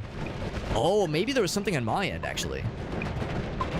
Okay, and then all of a sudden, everything just happened all at once. That was bizarre. On my end, Callie was, like, stuck, and then suddenly they started moving, and everything happened all at once. A billion numbers and a billion spells went off. So, I think that might have been a bit of a I don't know if it was my internet that cut out or something, but yeah, I think something kind of choked for a second, but we got there. That was wild. That was something else. Holy moly. Holy moly. By the way, you got that whatever it's called, the divergent shot spell, whatever that spell is called. We saw, I think it was Flame actually, Flame last time that used that to great effect in the previous match. And we are up to, is that 4-3? No, 5-3 at this point. Yeah, 5-3. So Flame is starting to like, you know, pull ahead a little bit as far as the number of wins are concerned, but I'm not counting out Callie just yet. Not counting out Callie just yet because they are, again, they have these same spells available to them. Fire orb, fire emitting, whatever, fire aura, whatever that's called. Not a huge fan of that one personally. The acid orb, or the acid ball, is really, really good in PvP. But yeah, the fire one is just kind of so, especially because fire immunity is pretty easy to come by here. I wonder if Flame's gonna go for this guy, since he was very much going yeah, that's exactly what he did. Going crazy for those electric shots. Who could blame him? Well, on the one hand, who could blame him? On the other hand, I could blame him because he does not have any electric immunity. But I mean, maybe you don't need it. Maybe you don't need it because it's been working out enough for him. So looks like he hasn't put it on anything just yet. He's still cooking. Neither player's readied up just yet. See, I'm curious to see what Ceresis goes for their main wand here. That is, again, I'm hoping that it does display properly, just because we were having a little bit of an issue earlier. But it seems intermittent. Seems like it pops back in kind of intermittently. That's an interesting combination. Huh. Yeah, I wonder if I'm seeing exactly what Ceresis is seeing, because that's an odd combination of teleporting and what is that? That's spell detonator. I guess you're detonating the teleport. Yeah, I don't know, like the other teleport bolt. It's an odd one, but maybe they're still cooking. You know, we'll let them cook. Got a minute and a half until the round begins. So we'll continue to kind of see what they come up with. I think Flame has indicated that they are ready, and they look very confident and ready right now. Oh yes, big scary fire projectiles and explosions and all kinds of wild shit happening. So yeah, Flame is looking very confident. I'm trying to think what else would have been picked up in previous runs, because I know at one point Ceresis was going pretty hard on the LARPA. I think they might have held off since that one round with the LARPA spells. Which is kind of a shame, because I feel like there's a lot of possibility there, a lot of potential. There was something else with missiles, I think. Got that dark flame spell, which I like a lot. That is a really cool spell, and they do have infinite casts or infinite spells. That is Slime Blood, which normally is kind of a weird one. Well, even in general is kind of a weird one because it slows you down, but it does say you do resist projectile damage. So not fully, obviously, but it does help. Every little bit counts. Ooh, this is a scary area right here. Lots of lava pools. I think there's acid in a couple places. So this is a scary arena, but it's very dynamic. A lot of interesting shit happening. Callie taking some damage early on, although Flame also got hit real bad, which kind of surprises me. I didn't even see Flame get hit. Well, I guess I was looking at Callie's screen. That's probably why. But yeah, Flame getting chewed up pretty bad. So, you know, this is what happened earlier. Flame started out looking really rough and then managed to come back. But yeah, Flame getting chewed up pretty bad. I don't know, bro. And Flame pulled us out. He's getting chewed up real bad. Yeah. Callie still fairly healthy. Definitely took some damage, a couple hundred damage. But Flame with 100 HP, that actually tells me that his extra life did proc. Wow, Ceresis pulling it back towards their favor. Look at that. Yeah. It's honestly, it's because of the wand desync. It's sometimes a little bit tricky to see the exact details of what's happening there. But yeah, but Flame, pretty much right at the start, just immediately started getting chewed up by Callie's build. So yeah, earlier I was thinking Flame had the stronger build, but now I'm not so sure. So look at this, Flame taking teleportitis, and of course Callie taking teleportitis dodge. Teleportitis makes you damage or teleport away when you take damage. Dodge makes you teleport away when there's a projectile near you, an enemy projectile near you. So they're both gonna be bouncing all over the place. Expect some weird teleports to the damage field. I mean, if they are unlucky, they'll teleport into lava or acid pools. I mean, it's gonna get weird. So that's we have that to look forward to. It keeps it exciting from a spectator perspective. That extra life for Flame really came in hot, and we're probably gonna find out pretty soon then if that resets per round, that is, or if that's a once per match kind of thing, because it says it's a one-off. So yeah, I mean, if that procs has the potential to proc every round, that's a must-have. That's an incredible perk. If it is a one and done, it's still good, because yeah, coming back from the brink of 0 health to a 100 bonus is really nice. Saving Grace obviously also a really good one, although I don't know if I've seen Saving Grace yet, so I don't know if that's available in this tournament. Let's see what if we can get a gander of what Callie's working on. I do know. Yeah, I was gonna say I was seeing all the slime. I don't know. Okay, there's something that Flame has on their build. Oh no, I see why. It's because the Scarecrow has the same perks. So the Scarecrow has the Slime Blood. That's an interesting detail. The Scarecrow has at least some of the perks that your opponent has, so it has the Slime Blood. That's actually really cool. That's a really cool detail. I'm pretty sure the participants of the match have what I have. Maybe not all the things that I have, but they have this, where they can see the perks that the opponent has and their health pool. So So they don't necessarily need something like this to tell them, to like indicate to them what perks they have. But that is a cool little interaction. If you know they bleed slime, you could potentially build something around that, like some kind of like, I don't know, crit on slime or explosion on slime. So that's pretty cool. That's pretty cool. I like that little detail a lot. Evasion out here flexing their game development, mod development chops with a cool feature like that. Really, really impressive stuff. And quick reminder, we're at 5-4, so it's pretty close. This is going pretty much how I expected, where once we get into these high-level players who have won a couple matches by this point and really proven themselves, I kind of had a feeling that we would get into this kind of situation where both players, like where these rounds are going to start getting a lot closer, and the individual rounds themselves will be fairly quick, but the matches in general will be fairly quick, fairly close, as opposed to having like one person just running away with it. So it makes it really exciting. It means anything can happen. So that's so fun. Neither player has readied up yet, so they're still experimenting and tinkering. Man, look at Flame's build. Lots of just you see just a bevy of spell effects like that, and my god, it just becomes a fucking wall of colors and icons. It's almost kind of overwhelming, honestly, to somebody like myself, not as refined with my Noita experience. Yeah, I'm trying to keep an eye on what Ceresis had, because I still am not quite clear on what they had last round. But whatever they had really chewed up Flame, surprisingly. Shocked the hell out of me, and it probably shocked Flame as well, for that matter. So that was something else. Yo, what's up, Tanksy? Yeah, wants you to commentate. Tanksy, I have no doubt you would do a great job. Are you in the tournament, Tanksy? Like, participating? Because you probably can't commentate, and... Well, you could commentate your own, obviously, but you couldn't commentate others, I'm guessing. Tanksy, by the way, you're another mod developer, if I'm not mistaken, right? A quick shout out of Mr. Tanksy over here. See what they've been up to. Some Elden Ring, very nice. Yeah, I'm pretty sure... I think I've actually played one of your mods before. If you're the mod maker that I think you are. I was not getting drunk. That's fair. That's fair.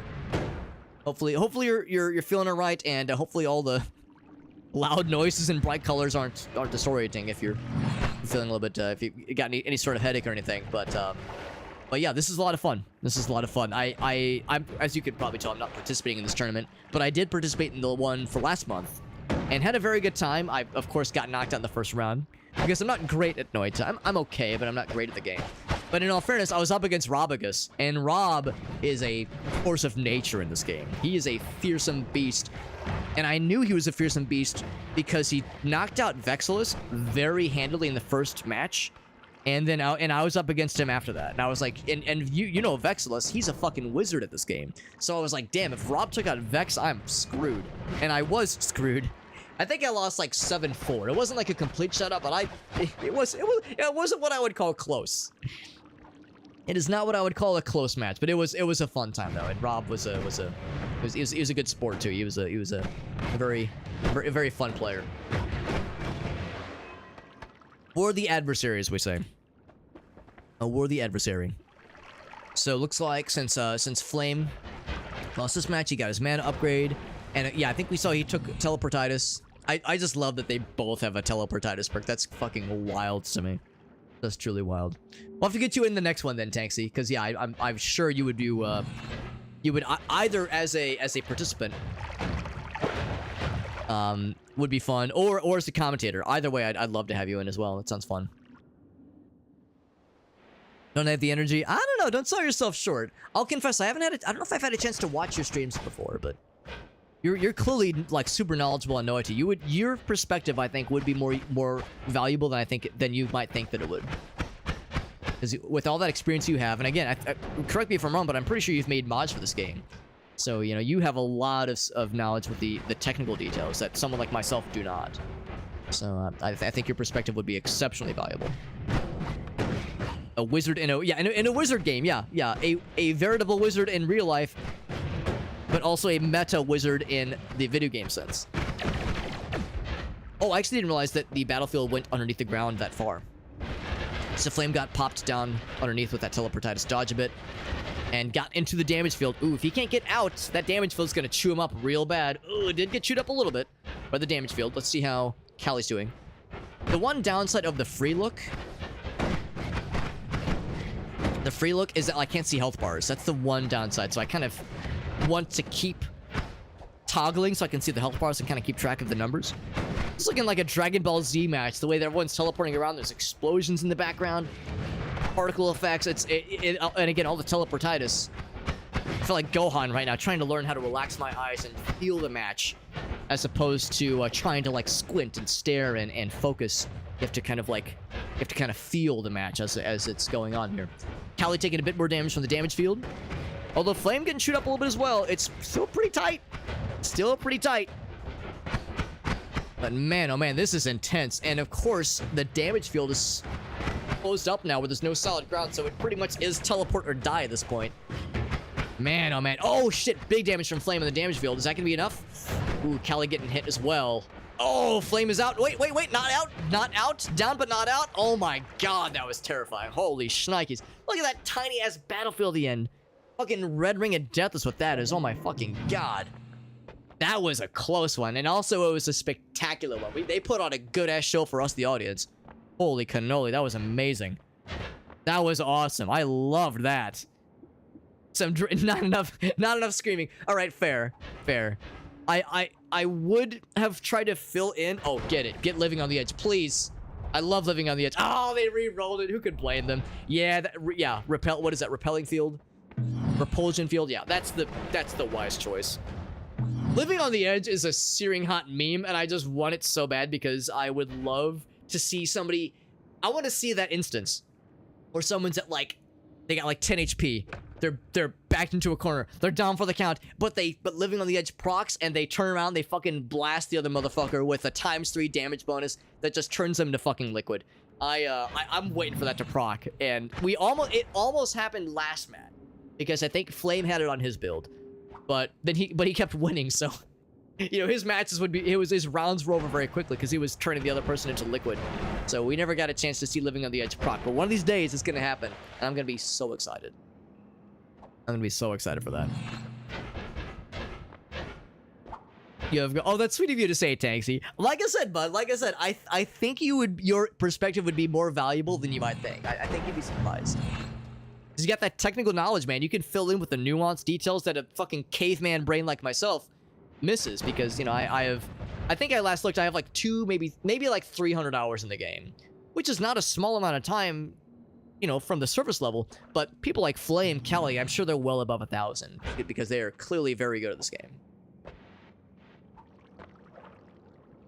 There's health bars under the players. Oh, that's kind of nice, actually. Yeah, so you can kind of get like a quick view of the health bars. Because yes, when you go into like free look mode, yeah, that would be nifty to have those health bars show in spectator mode too. I don't need them obviously, but that would be a nifty little bonus. List of bugs. You know what? I don't see them as bugs. I see them as future enhancements. I see them as future enhancements. I was really happy, Evasia. I saw that you recently switched over from just posting the lab rat builds to the Discord and instead posting them to the Steam Workshop, which is so much easier. So I very selfishly appreciate that. Makes it a lot easier for someone like myself to keep up. Sometimes I don't check Discord as often as maybe I should, so that's very helpful. I did see that, by the way, Flame did go for that whatever that spell is called, the kind of is it copy projectile? I don't think it's copy projectile. It's the one that caused the projectiles to split into threes. I'm glad that we're starting to see that come into play because I had a feeling that was gonna have that we're gonna see some of that at some point, maybe later on. Wow, Ceresis is having a really impressive build here. I saw the Larpa. I saw the Larpa pop up. I saw tentacles. I saw dark flames. Oh, baby. That's tasty. Some tasty shit right there. And to mention, we are tied up. I didn't really make a mention of that earlier, but we are tied up with Ceresis on a 2-win win streak currently. Pretty damn impressive. So, can Callie keep this momentum? They were starting to fall behind, but they're winning it back, and I think Flame is feeling it. It's just exciting, man. I love seeing... this isn't like it's not the finals, obviously, not the top best of the best, but these are some very, very capable players, and seeing what they're capable of is inspiring. Man, Flame getting chewed up real bad early on. Ceresis had a really powerful start. I don't know if Ceresis was able to see him from that distance or what, but somehow Ceresis just blasted his ass from across the stage. right when things started. Flame taking a minute, kind of taking a breather at the bottom of the stage, giving the opportunity for the arenas to close in, for better or for worse. He's vulnerable from down there, but he could probably dig his way up if he wanted to. Which might be what he's trying. There he goes. Yeah, I was going to say, he probably could dig himself up pretty easily here. Flame getting pretty low on health. Wow, Ceresis. Well done to Cali. Amazing. All Cali needs is one more. All Cali needs is one more, and then it is, and then they progress to the semifinals, which is exciting. This, I should mention, this is the last of the standard winners bracket, and from here we get into the semifinals rounds. Very, very exciting. But as we saw earlier, you know, once someone starts to fall behind, don't count them out just yet. Flame could just as easily use that max mana upgrade and whatever perk he finds to really pull off something scary here. Will really pull off another change of the tides. So, as if Flame wins this, then it's sudden death. If Flame wins this next round, then the next round decides it. I don't think it's possible for there to be a draw. I should mention, like, of course you can kill yourself in this game. You can damage yourself, you know, you can die from your own projectiles. I guess, like, I don't know. I think I'd be really hard pressed, even if both players were to die at the exact same frame. I don't think draws are possible. But I think if Flame were to win this next round, then the next round will seal it. Regardless, which is very, very exciting. I should also mention that this might, I'll have to double check, I'll have to do a quick time check after this match ends, this series of rounds after this match ends. This might need to be my last one for the night, or as commentating goes, but I will, I'll take a BRB after this ends, then I'll do a quick kind of finger on the pulse, see how we're doing for the evening. But this is really fun. I depending on what else I may or may not have for in like a half an hour. This is fun, and I would like to do this more often. So if there's, I think Alias said there's probably gonna be another tournament like this next month, and I'd like to do a similar commentating thing like this because this was really fun. Especially because I think he said the next tournament he's hoping to have a bit more eyes on it next time, because this month's tournament was a little bit last minute, so the participant pool is a little bit smaller than the one from last month. So I think he wants next month's tournament to be a little bit bigger, and also potentially have an actual cash prize money prize pool. That is, I think a cash prize pool, so that way people could actually, you know, come away with some monetary prizes after it's all said and done. So yeah, so we'll see. I think Alias very much would like to see this turn into a, like, you know, a regular feature, and ideally have this kind of foster a Noita PvP scene of you know, a kind of a competitive community with kind of sub community within the Noita community, which would be really nice to see. There's definitely people who are into it. You know, even though this whole tournament was kind of last minute, I think he still got 20 people to sign up, which is pretty impressive.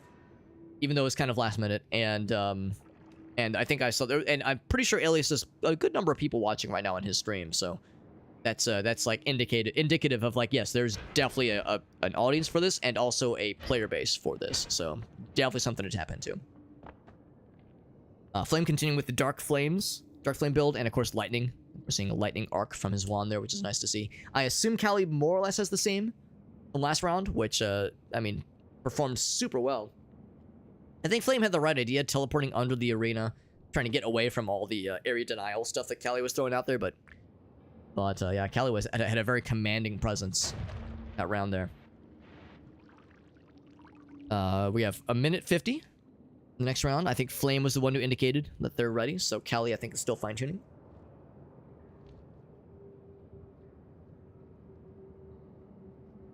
Very, very good stuff here.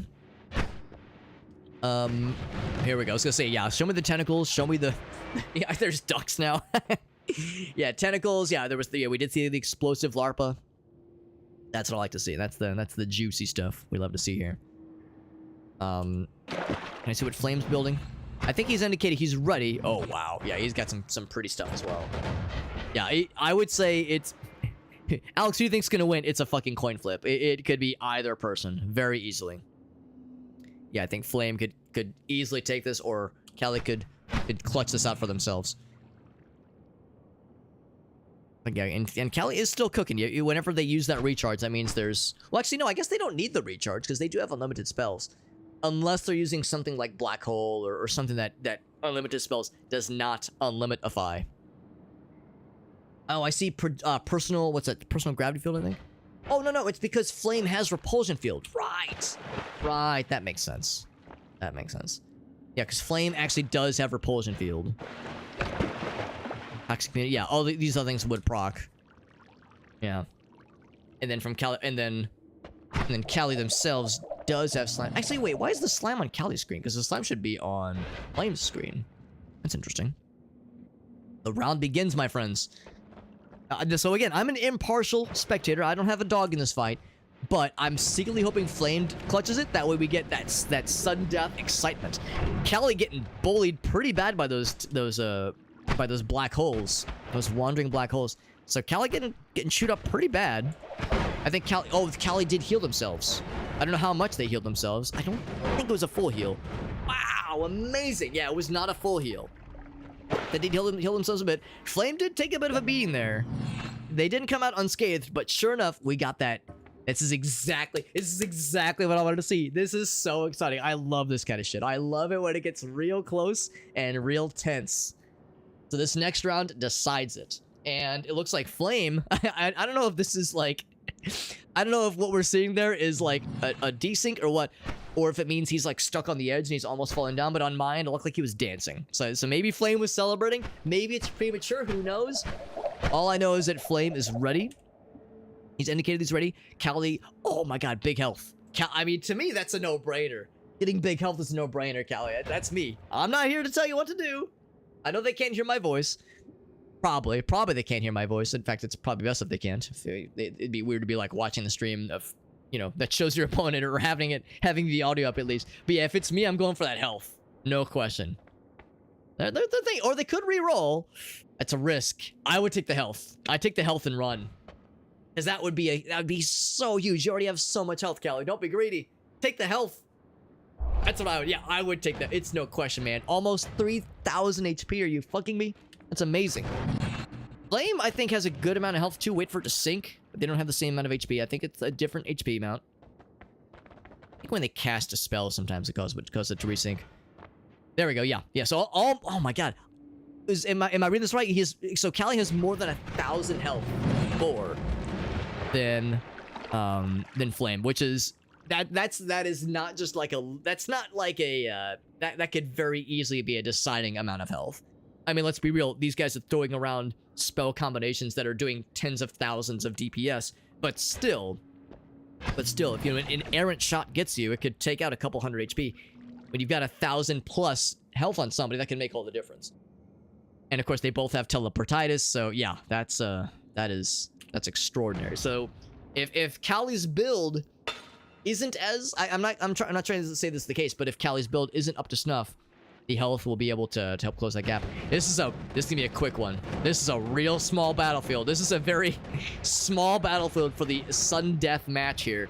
Cali in a very good advantageous position. Flame, I don't think his extra life is procced yet. If he gets it, he is healing himself.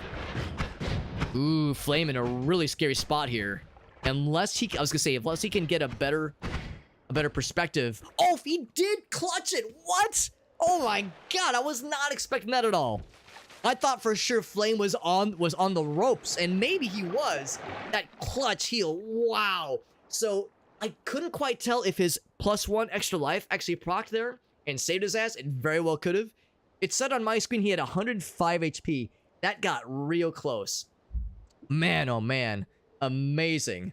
Amazing match. GG's all. That was super entertaining. You both kick ass. That was awesome. That was really spectacular. Yeah, shoutouts to Cali and Flame putting on a hell of a show. Holy cannoli, that was amazing. Yeah, only 2 comments the whole round, and they were both acknowledging just how close that was. So that was something else. That was really something else. So GG's. Whew, man, that was a crazy one. That was a crazy one. So Flame takes it. It's weird because the crown is the host. I was gonna say, yeah, I was like, am I misreading? Did Flame not win? No, Flame did win that one. But only just barely. Only just barely. That was extraordinary. And it was, man, it came down to the wire. It came down to a 6-on-6. That's so cool. What a good one. What a good match. I'm gonna take a brief BRB. I'm gonna go do a quick time check. I've got a few things this evening. I'm gonna see if I have time for one more. There's a pretty good chance I might need to wrap it up here, but I'm gonna do a quick time check. Gonna catch up on a couple things. If I can do one more, I'll come back for one more commentation opportunity. Otherwise, I'll be wrapping up pretty soon here. Just give me a few minutes, and I'll be right back, friends. Thank you again for watching, and shoutouts to Variax for that raid, of course. And yeah, if nothing else, even if I have to hop off here, make sure you watch. I think Zytio might be live, and he might be commentating as well. And of course, Alias is live. Got a number of people streaming this tournament. So give me one sec. I'll be right back, friends.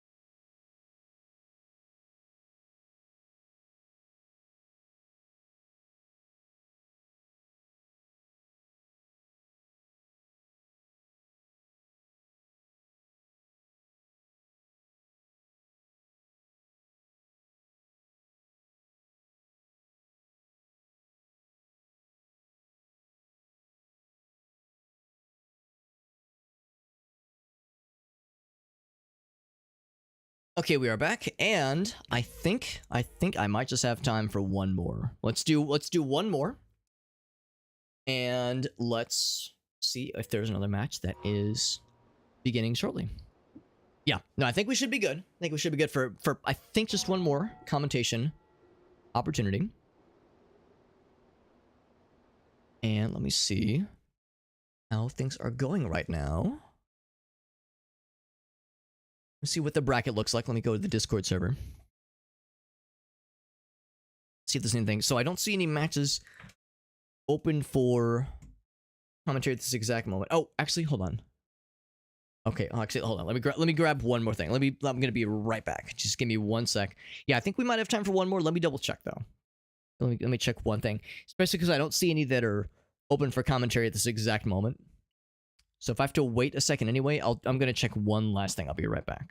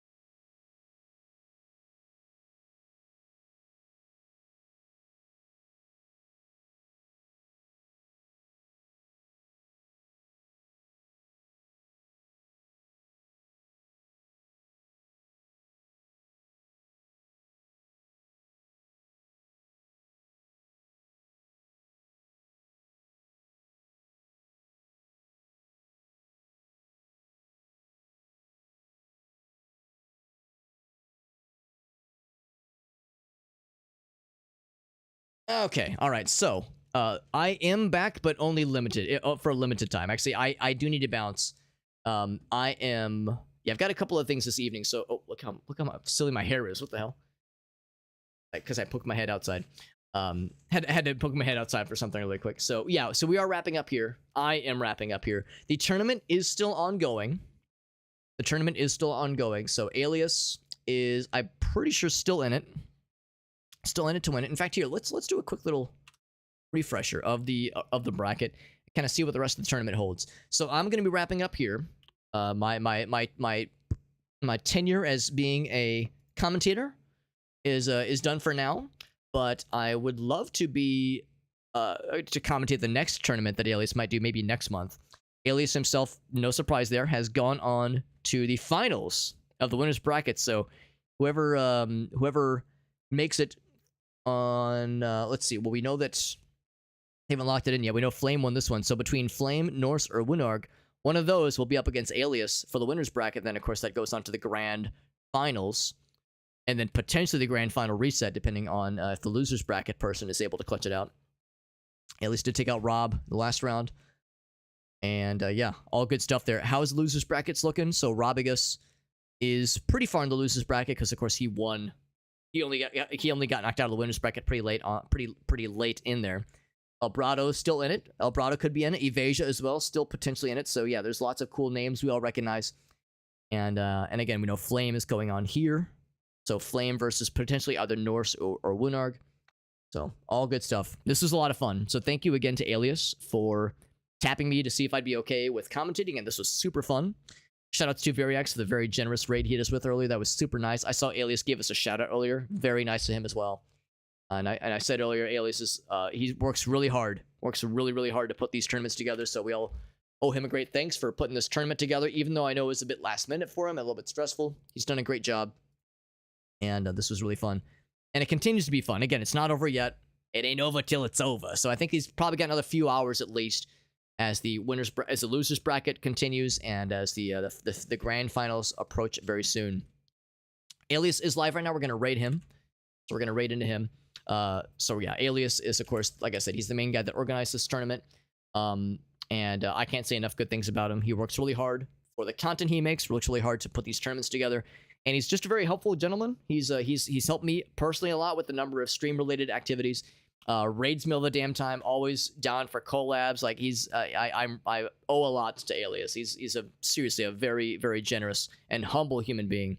And always such a pleasure getting to watch him stream, and such a privilege that I get to like do fun stuff with him on and off stream. He's just a great guy. So really can't say enough good things about him, as well as Evasia, because Evasia, once again, the mastermind behind the Noita Arena mod and Noita Online and countless other mods. Just an extremely bright and gifted developer. So yeah, we're all so grateful to have all these wonderful people in the community.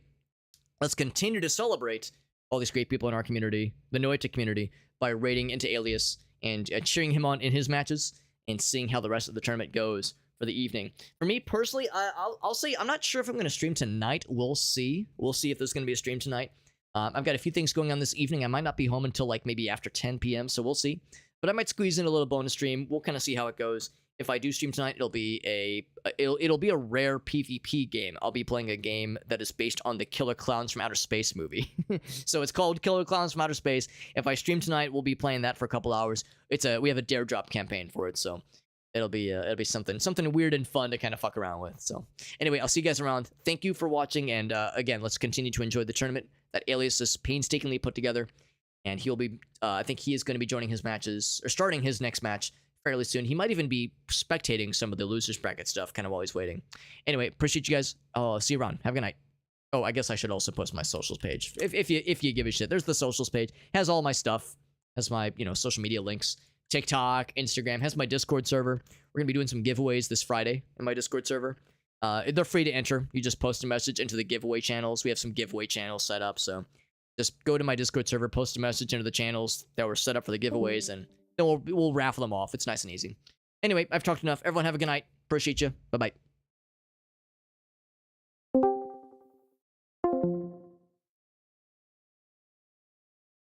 This happened. Still waiting on winners 3-2, the technical difficulty one. I'm sorry, Phillips. I'm sorry. There's nothing we can... Listen, things are going about as fast as we can hope with technical difficulties. It's the sort of thing that happens sometimes, you know? We're not playing a AAA video game designed for tournaments where Evasia's literally bent the video game to her will in order to make it do its thing, you know? Super Hobbit, thank you for the raid.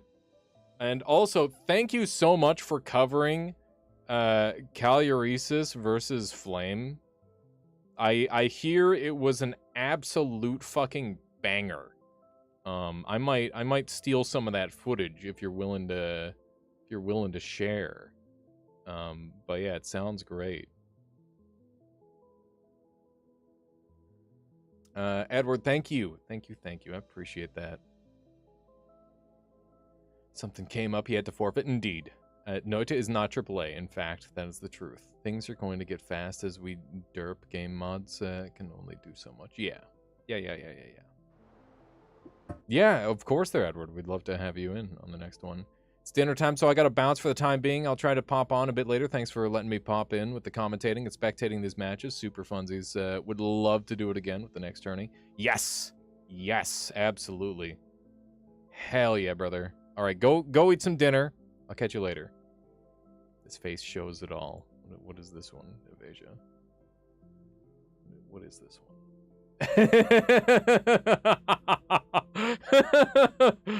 New emote just dropped for Super Hobbit. That's so good. That's so good. Oh my god. That's awesome. Hell yeah, Edward. I love